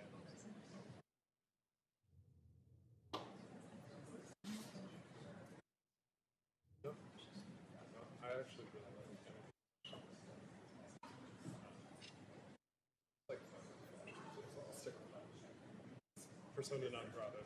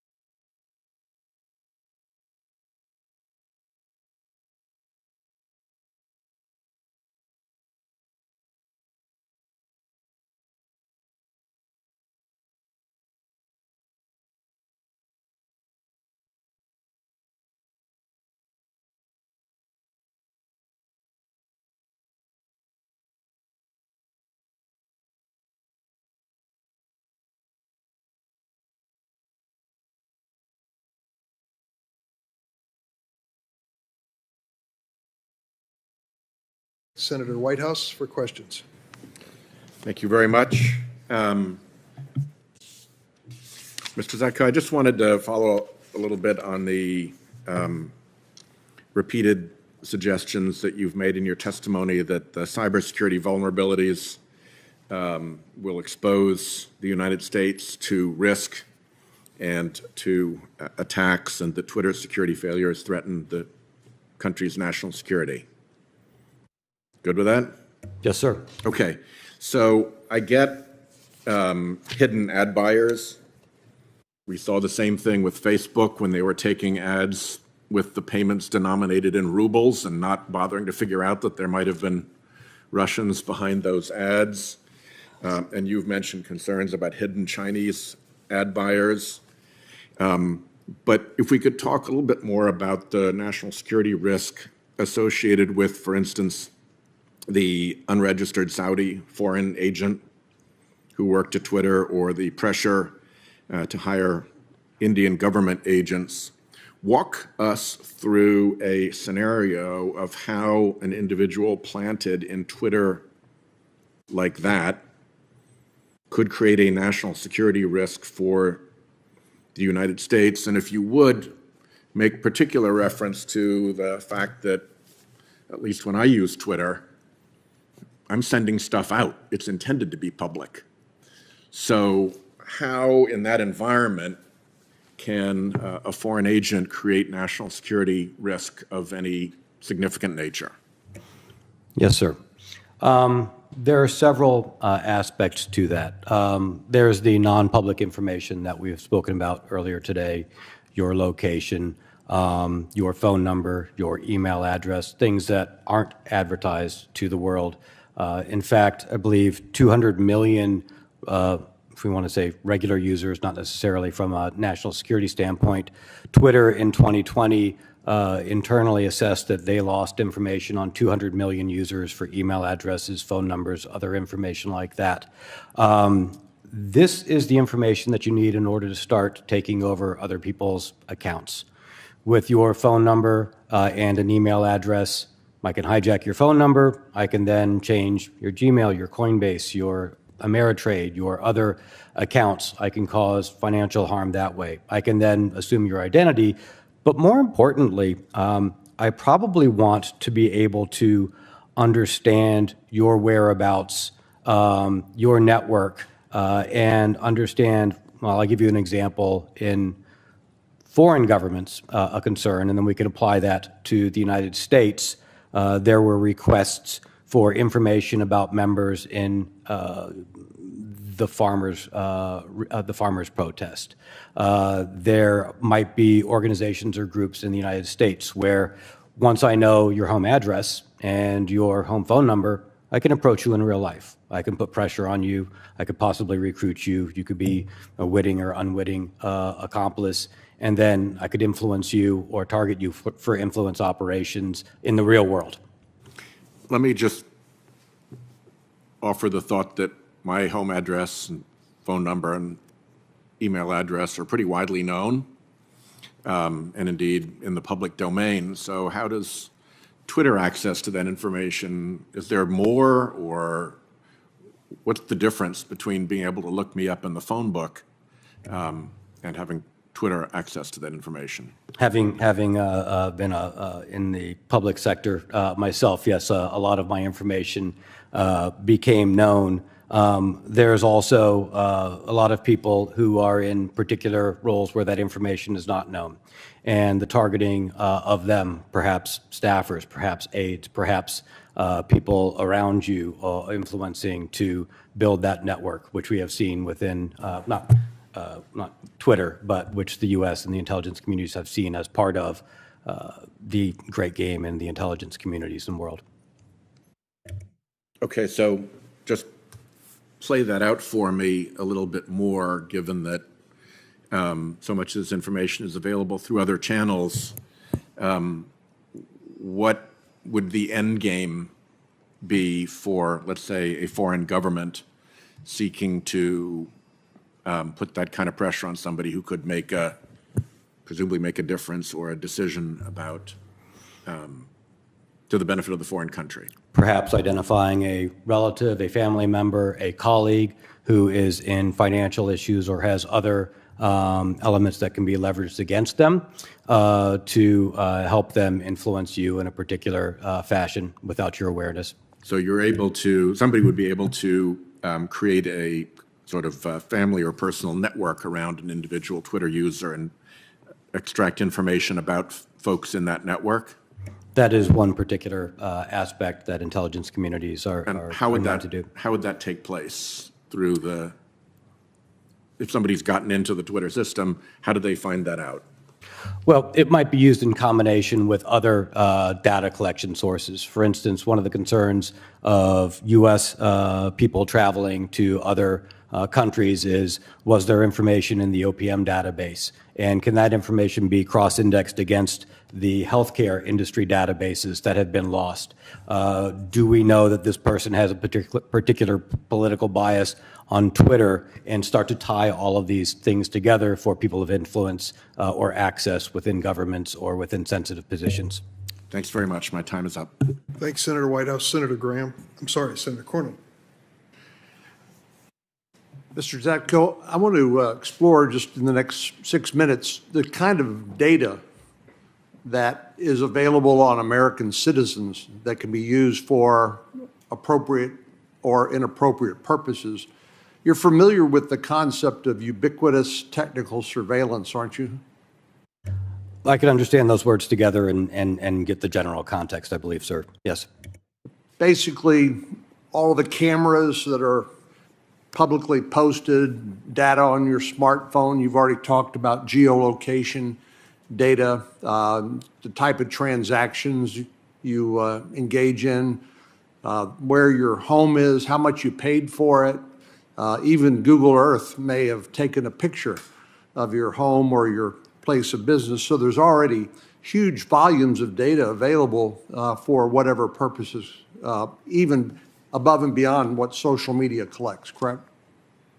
Yes, sir. There is a lot of information about a lot of us in many different ways available through technology right now. And I dare say, I bet most Americans just can't fathom the volume of data, and that's without even getting to things like social media. For example, in 2015, I think it was, there was a hack of the Office of Personnel Management records. I think it was 22 million records of government employees, including their applications for security clearances, was hacked reportedly by the People's Republic of China. And then if people decide that they want to figure out their family ancestry and use one of the DNA testing companies, my understanding is much of the testing is outsourced to places like China, where obviously it's not secure from Chinese government access. And so when we're talking about the privacy concerns of Americans, this is not just limited to platforms like Twitter and social media, correct? That is correct, sir. I was informed I was in that OPM database and that my information and my security clearance information was collected as well. And turning to Twitter, you've already talked about the lack of what I would call protection from insider threats in the intelligence community. If you're working in the intelligence community, they have logging protocols that will determine who accesses what information, correct? So it can be audited later on to determine whether there had been inappropriate access. That's the sort of protocols or mechanisms that were not available at places like Twitter when you worked there, correct? Yes, sir, correct. And so anyone who could get access to that information could, on top of all the information that I asked you about earlier outside of social media, if you look at the cumulative data picture, is that the kind of information that foreign governments like the People's Republic of China are regularly accessing for their purposes? I can't say whether they are regularly accessing. I don't have that direct information. I am aware that some people and organizations have gotten very good at cross-indexing across very large amounts of data collected on numerous people from various sources, OPM, medical, et cetera. Twitter would be a very decent contribution to that multi-source collection. And that's where things like artificial intelligence can come in to comb or mine vast sources of data for a more targeted or narrow purpose. Is that right? The ability to collect and mine, yes, has been augmented by modern AI techniques. So there are what I would call defensive concerns about people's or individuals or government's access to your personal data, but there are also offensive concerns as well. And that's where the issue of disinformation, or a term that became popularized during the 2016 election aftermath, was active measures.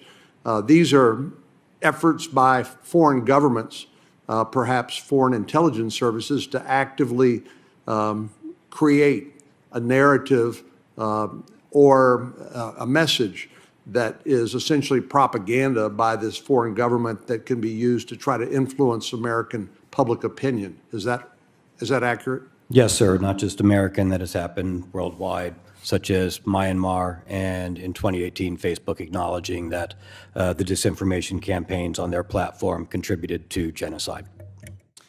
And as you pointed out earlier, it's not just when you're looking at the data that is available on each one of us as American citizens, for whatever purposes, for good or ill, there's also a lot of information about who we interact with, right? There's something in the intelligence community, sometimes they talk about pattern of life.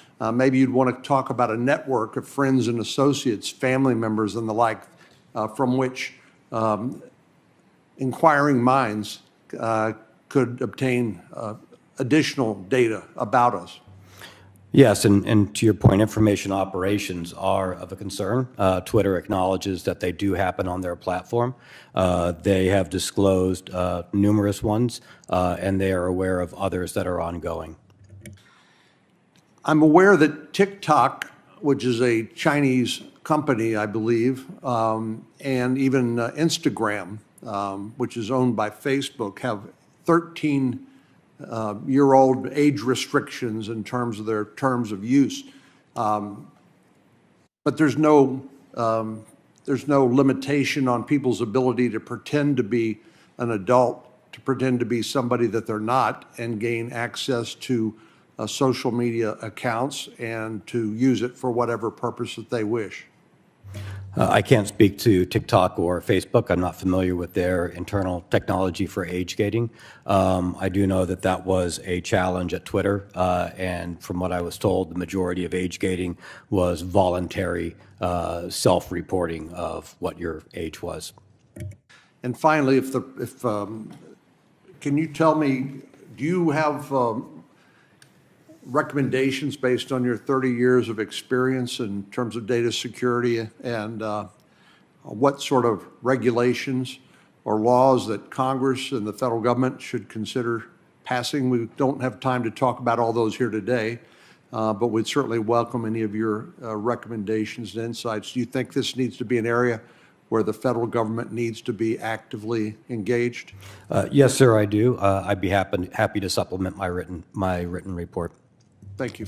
Thanks, Senator Cornyn. Senator Hirono. Thank you, Mr. Chairman.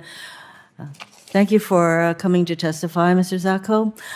Your testimony and all of your responses to the various questions we asked you says to me that the situation regarding data security and national security issues with regard to Twitter is massive, and that Twitter is not doing very much to be helpful at all. In fact, there are major disincentives to Twitter doing anything, to spending the time or the resources to address the concerns that you raise.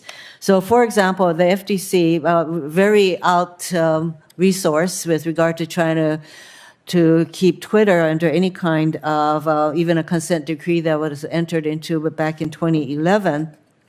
And more recently, they're contemplating making Twitter pay $150 million for some misuse of information, $150 million fine for a multi-billion-dollar company is nothing to provide any kind of incentives for them to change what they're doing. And yes, there is information out there from so many different sources, including our appliances and cars and everything else. However, Twitter is a huge, if I can call it, a single platform where one can access information. So who is going to force Twitter really to do anything? If we were to adopt some of the legislation that's contemplated, if we don't have an agency that can implement and enforce that law, then we are back where we started from. So what is it going to take to force Twitter to change its ways? Well, this starts at the top in Twitter, and you need an executive team that is willing to go in and say, the executive team themselves acknowledged, and I heard them say, we have 10 years of unpaid debt here that at some point we really need to get ahead of. They need to prioritize that. And to my understanding, a board's primary role is to make sure the right executives are in charge of the company, the CEO in particular, to make sure they are sending the company in the right direction. This needs to be a long-term incentive rather than short-term incentives for the companies, because the short-term incentives just mean that they're going to tactically run from fire to fire and not actually pay down debt for a long-lived, valuable company. So your description of Twitter, though, is they're mainly focused on the short-term monetary incentives. Who's going to force them to look at the long term? Do people need to go to prison? I mean, what do we need to do to get Twitter to at least from what you're telling me, they cannot even identify foreign agents in their midst. Yes, ma'am. And to be blunt, some foreign agents will probably be pretty good and difficult to identify, but some were, in this case, not, and they're only, to my awareness, being identified when they're brought to them. They're not even attempting to. I think holding people accountable is a good start. I think that is something that people are concerned of, but you can only hold people accountable if you can measure and quantify what their targets are and what changes need to happen. And if you say, such as what I saw, Twitter needs to have a mature software security program, that's a very ambiguous and qualitative term.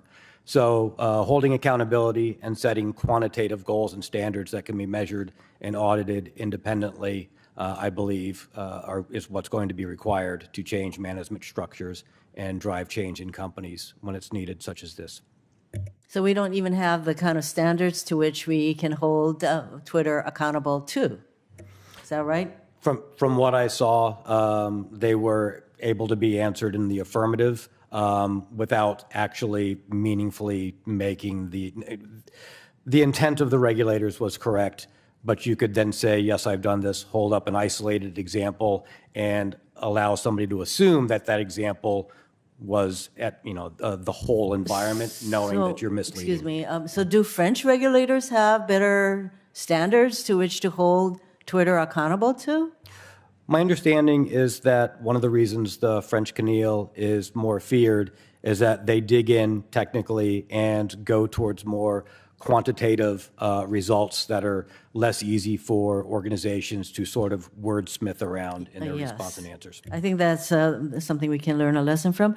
Very specifically, are you sure that you discovered Twitter compromises its user data long after the users close their accounts? In fact, you stated that the accounts are simply deactivated while the data is not fully deleted. At the time of your departure from Twitter, was that the company's continuing general practice that they don't really eliminate the data?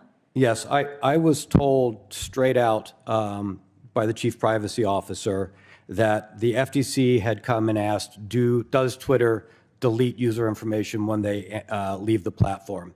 And the reason this person told me this is he said, I need you to know this because other regulators are asking us and this ruse is not going to hold up. So instead of answering whether we delete user data we intentionally have replied, we deactivate users and try to sidestep the program because we know we do not delete user data and cannot comply with that if they demand us to. You would think that that would be something that they could do technically to be able to actually delete data, because for the users to deactivate your account means that there should be nothing there of your account information, et cetera. Isn't this something technically that they could do? This goes to one of the fundamental root problems I mentioned in my opening oral statement, which is they would need to know what data they have, where it is, and why they got it, and how long, who it's attached to in order to do that. If they did that, which should be a fundamental expectation that I would have as a user, yes, at that point, they could absolutely delete the information. Thank you. Senator Graham's recognized for 6 minutes. Thank you very much for coming to the committee and giving us your insight. Something good will come from this. Do you believe that? I hope so. I'm basically too. risking my career and reputation, and if something good comes from this 5, 10 years down the road, it will have been worth it. It's a And you're sacrifice. willing to take that risk because it's that important to you. Yes, I've been doing this for 30 years. People who know me in the industry know that, I'm willing to put it all on the line, hoping that we can improve things. Well, I'm going to work with my Democratic colleagues to make sure this is not in vain. Let me ask you a question. Do you still use Twitter? I still have an account on Twitter. I still read it occasionally. I have not tweeted since I've left. Given what you know, would you recommend that all of us continue to use Twitter, or should we take a time out? I think Twitter is a hugely valuable service. It really shapes. So no matter people's what view. you said today, you're okay with the rest of us still tweeting? I think people should look at the information they're getting off of it differently, and I think people should put pressure on Twitter and ask questions from the public as well as from the government and regulators. You're not asking to shut them down, you're asking them to get better. Absolutely, sir. Okay.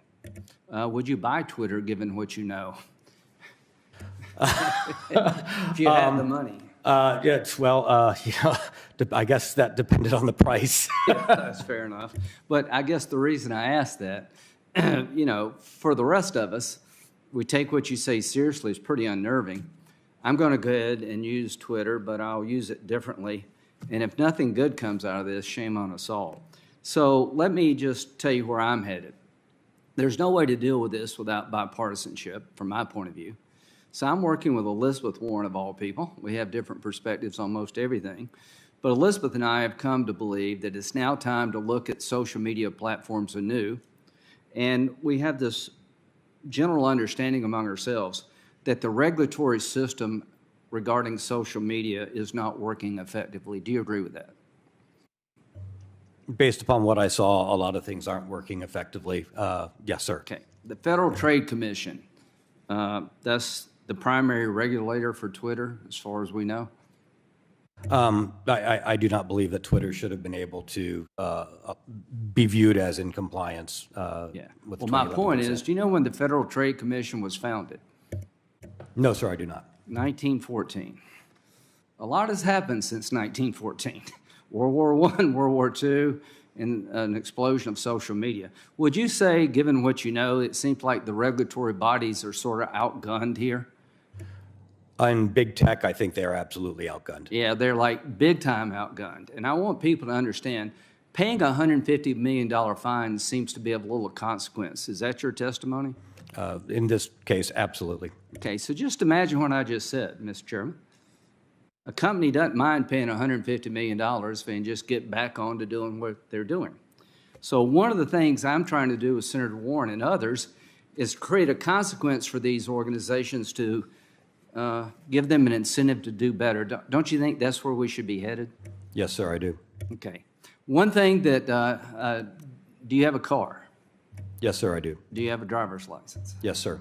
Okay, if you drive a car, you need a license. If you sell real estate, you need a license. If you practice law, you need a license. If you're involved in the securities business, you need to get licensed. Is there any licensing requirement to run a social media company? Not beyond, not to the best of my knowledge, sir. Okay, can you sue a social media company when they do you wrong? I do not know. Well, the answer is no. So they're not licensed, you can't sue them, and to be shocked that we have a problem is kind of naive on our part. So here's what I promise to you, that we're going to take your testimony, we're going to learn from it, we're going to create a system more like Europe, a regulatory environment with teeth, an agency that came about after 1914 with the power to deal with privacy issues, content moderation. If you're going to be in this space, you have to harden your sites against foreign interference. You have to protect your sites against criminality. And if somebody takes your content down, you'll have an appeal process outside the group who did it. Does that sound kind of like where we need to be going? Those all sound good to me, and I would hope measurable and transparent. And thank you, sir. Well, we're headed that way with my good friend Senator Hawley, who's going to join the Graham-Warren team. We're going to come up with a regulatory system to make sure that people in this space pay better attention. They have consequences if they don't change their behavior. It's long past due. Would you say that the companies we're talking about are some of the most powerful in the history of the world? I don't know, sir. Well, I'll say that. I will say that these companies make massive amounts of money. They're virtually unregulated. Their regulatory body was founded in 1914. They're completely outgunned. And under our law, you can't sue them when you're wronged. Having said all that, there's much value to these companies, Facebook, Twitter, Google. They add value to life. But there's a dark side, and we're going to address the dark side. So I will just close with this. Your testimony today has legitimized what most of us feel is a process out of control, that the regulatory environment is insufficient to the task. It's time to up our game in this country. I'm not about putting these people out of business. I'm about making them do business in a normal way and take their job more seriously. And if Elizabeth Warren and Lindsey Graham can come together around that concept, I think we're off to the races as a body. Thank you very much. What you did today will not be in vain. Thank you very much, sir. If what I've done can contribute to positive change, it will be worth it. Thank you. Thank you, Senator Graham. Mr. Zacko, thank you for joining us. Mudge, thank you for joining us. I'd like to ask you about what you encountered in terms of the corporate incentives at the top of the company. Something like pushing patches and security updates to employee devices. Cyber hygiene is not easy, but that's a relatively low-cost way to mitigate a lot of risk. And there is significant risk here, reputational risk, financial risk. So why, based upon your experience working within Twitter's corporate leadership, would the company not have elected to take that step to mitigate risk in that relatively low-cost way, or other steps like that? I didn't see any financial incentives at the top levels that would then give prioritization to such efforts. In fact, I saw incentives counter to that, and combined with a culture where the company needs a crisis to operate and is driven by crises, those didn't afford time or focus, from what I saw, to do the basic security What are the incentives against something like patching? So it was just, so I'll give you an example. One of the things that I was surprised while I was there, we did a media day from the executives for the street. It was the first one that Twitter had done in a very long time. It set very ambitious goals for growth, for revenue growth, goals that I was concerned that the company would not be able to hit. Not too many months after that, there was an internal value creation award presented to me, offering $10 million if we tripled these growth goals. And I raised concern saying, I don't know how we can do that unless we entirely cut corners everywhere. I do not like this incentive structure. How are we going to be able to devote resources to the basics, such as fixing security patching, getting the systems up to date, building a development and testing environment for all of the different Okay, but how functions. is the growth incentive hostile to something like pushing software updates to employee devices? And given that is a, as I understand it, a fundamental security practice, a basic cyber hygiene practice, why were you unable to implement a change like that sort of baseline hygiene practice where you'd want all employee devices to be updated to the latest version? Yes, I brought that up numerous times. I was repeatedly told that 92% of the systems had security software, and I kept asking, what is the security software reporting? It took me a month plus to get the truth that 30% of the systems were not received. They had turned off software updates.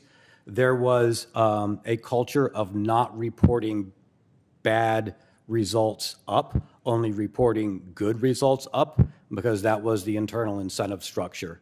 You were rewarded based upon relationships and how you performed in an emergency, not for identifying existing errors and doing the groundwork for keeping the lights on, running the business.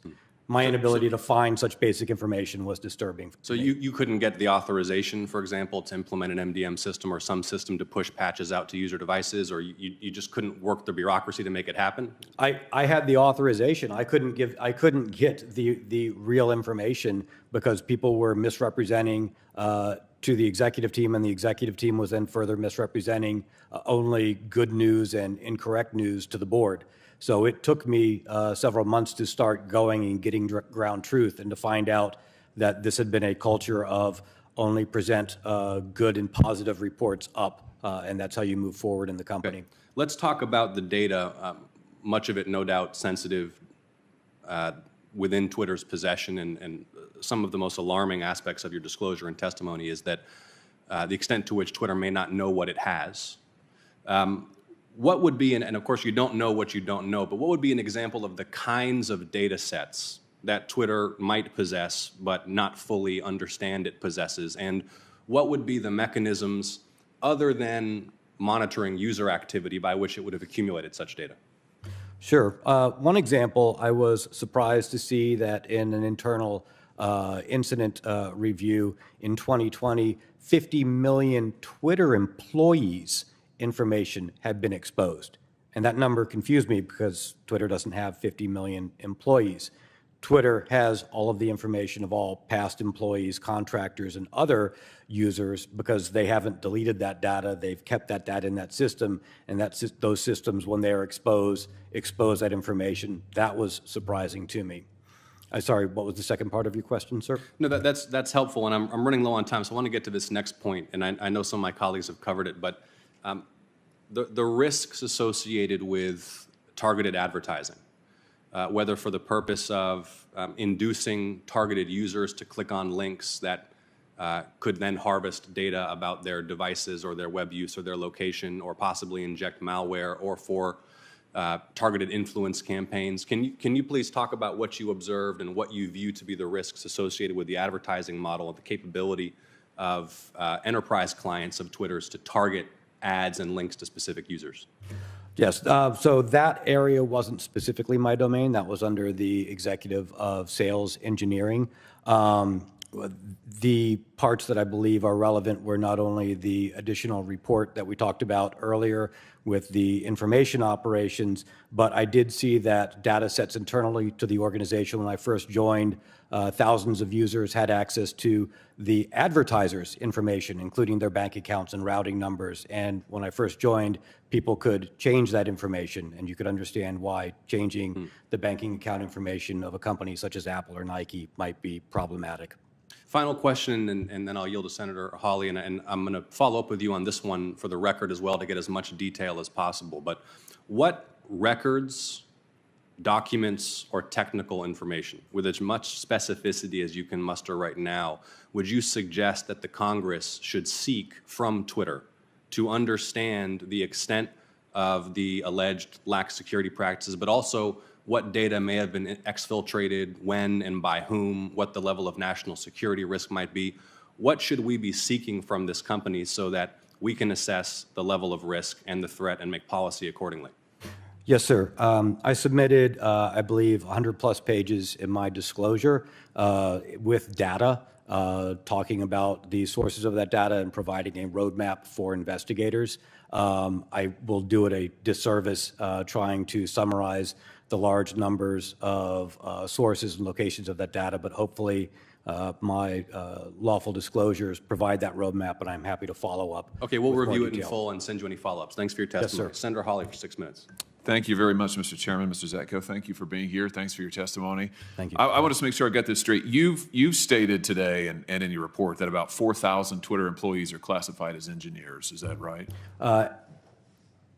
Yes, sir. At the time, half the employees, I believe there were 7,000 plus full-time employees. Got it. And that means that these 4,000-ish employees would have had access to live user data all over Twitter. They could access individual users' personal information, including their live data. Have I got that right? Yes, sir. If they, so they would have access to the production environment. If they spent the time to meander around and look around, they would find that they could access these large troves of data. Including geolocation data? Did you testify to that earlier today? I know that Twitter has IP locations and that they do use geolocation services based upon IP addresses. Wow, 4,000 employees with access to that data. That's extraordinary. So those employees would be in a position then, if they wanted to get this information and dox Twitter users. Is that fair to say? That is a concern of mine, sir, yes. Wow. That's a significant concern. 4,000 people with the ability to dox individual users who pick up the phone and use Twitter. That's extraordinary. Have you ever seen it happen?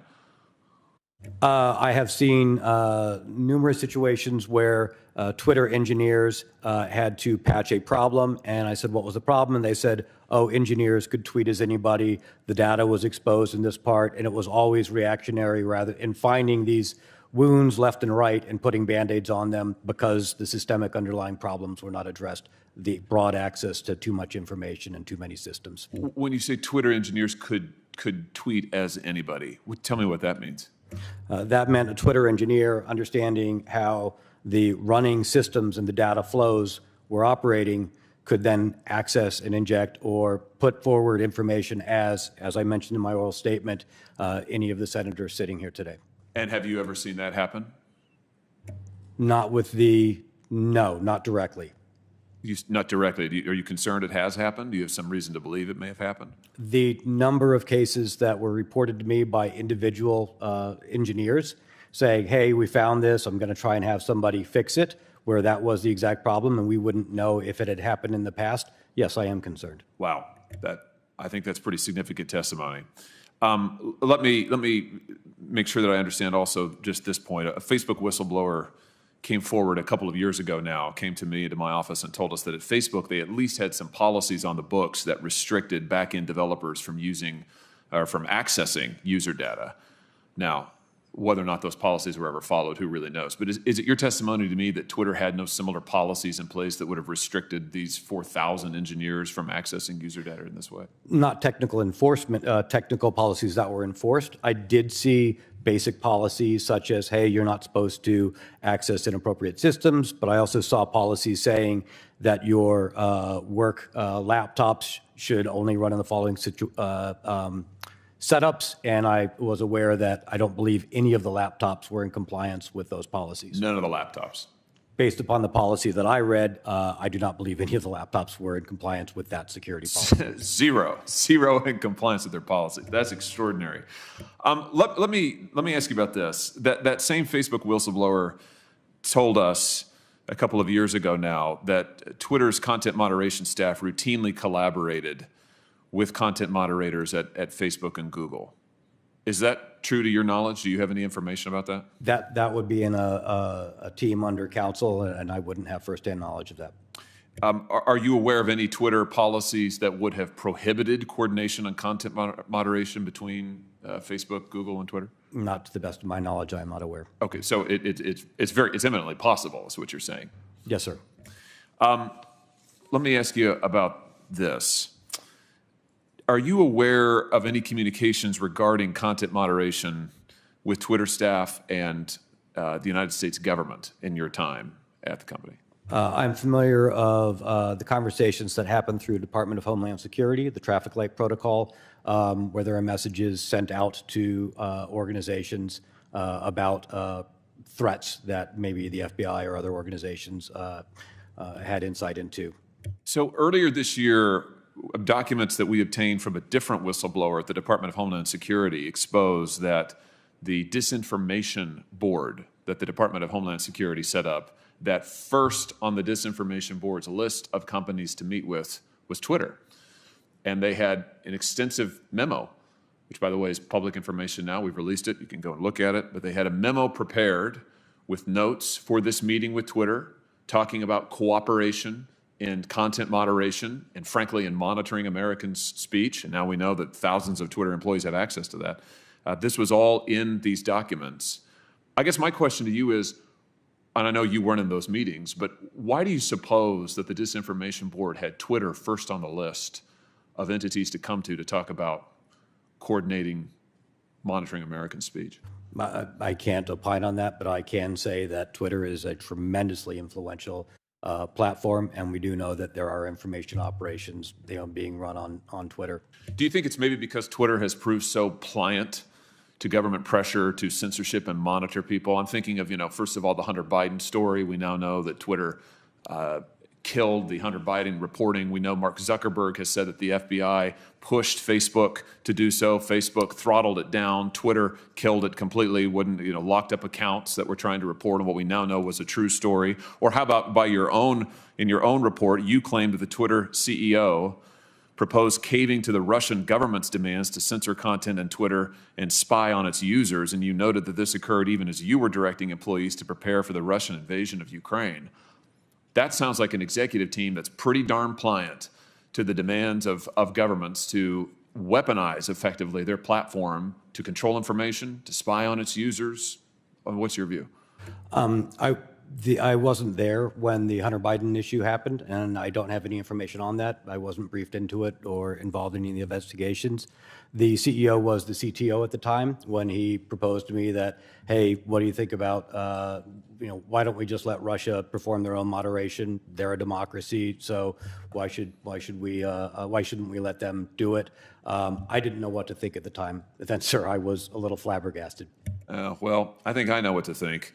Which is that Twitter has been all too eager to take private information from its users without telling them, to sell it and monetize it without their permission, to expose them to the worst kind of security threats, to censor them, to spy on them. I mean, you have painted a picture of a company that is not only out of control, but is truly in many ways a malign actor. And I thank you for being willing to be here and testify. Thank you, Mr. Chairman.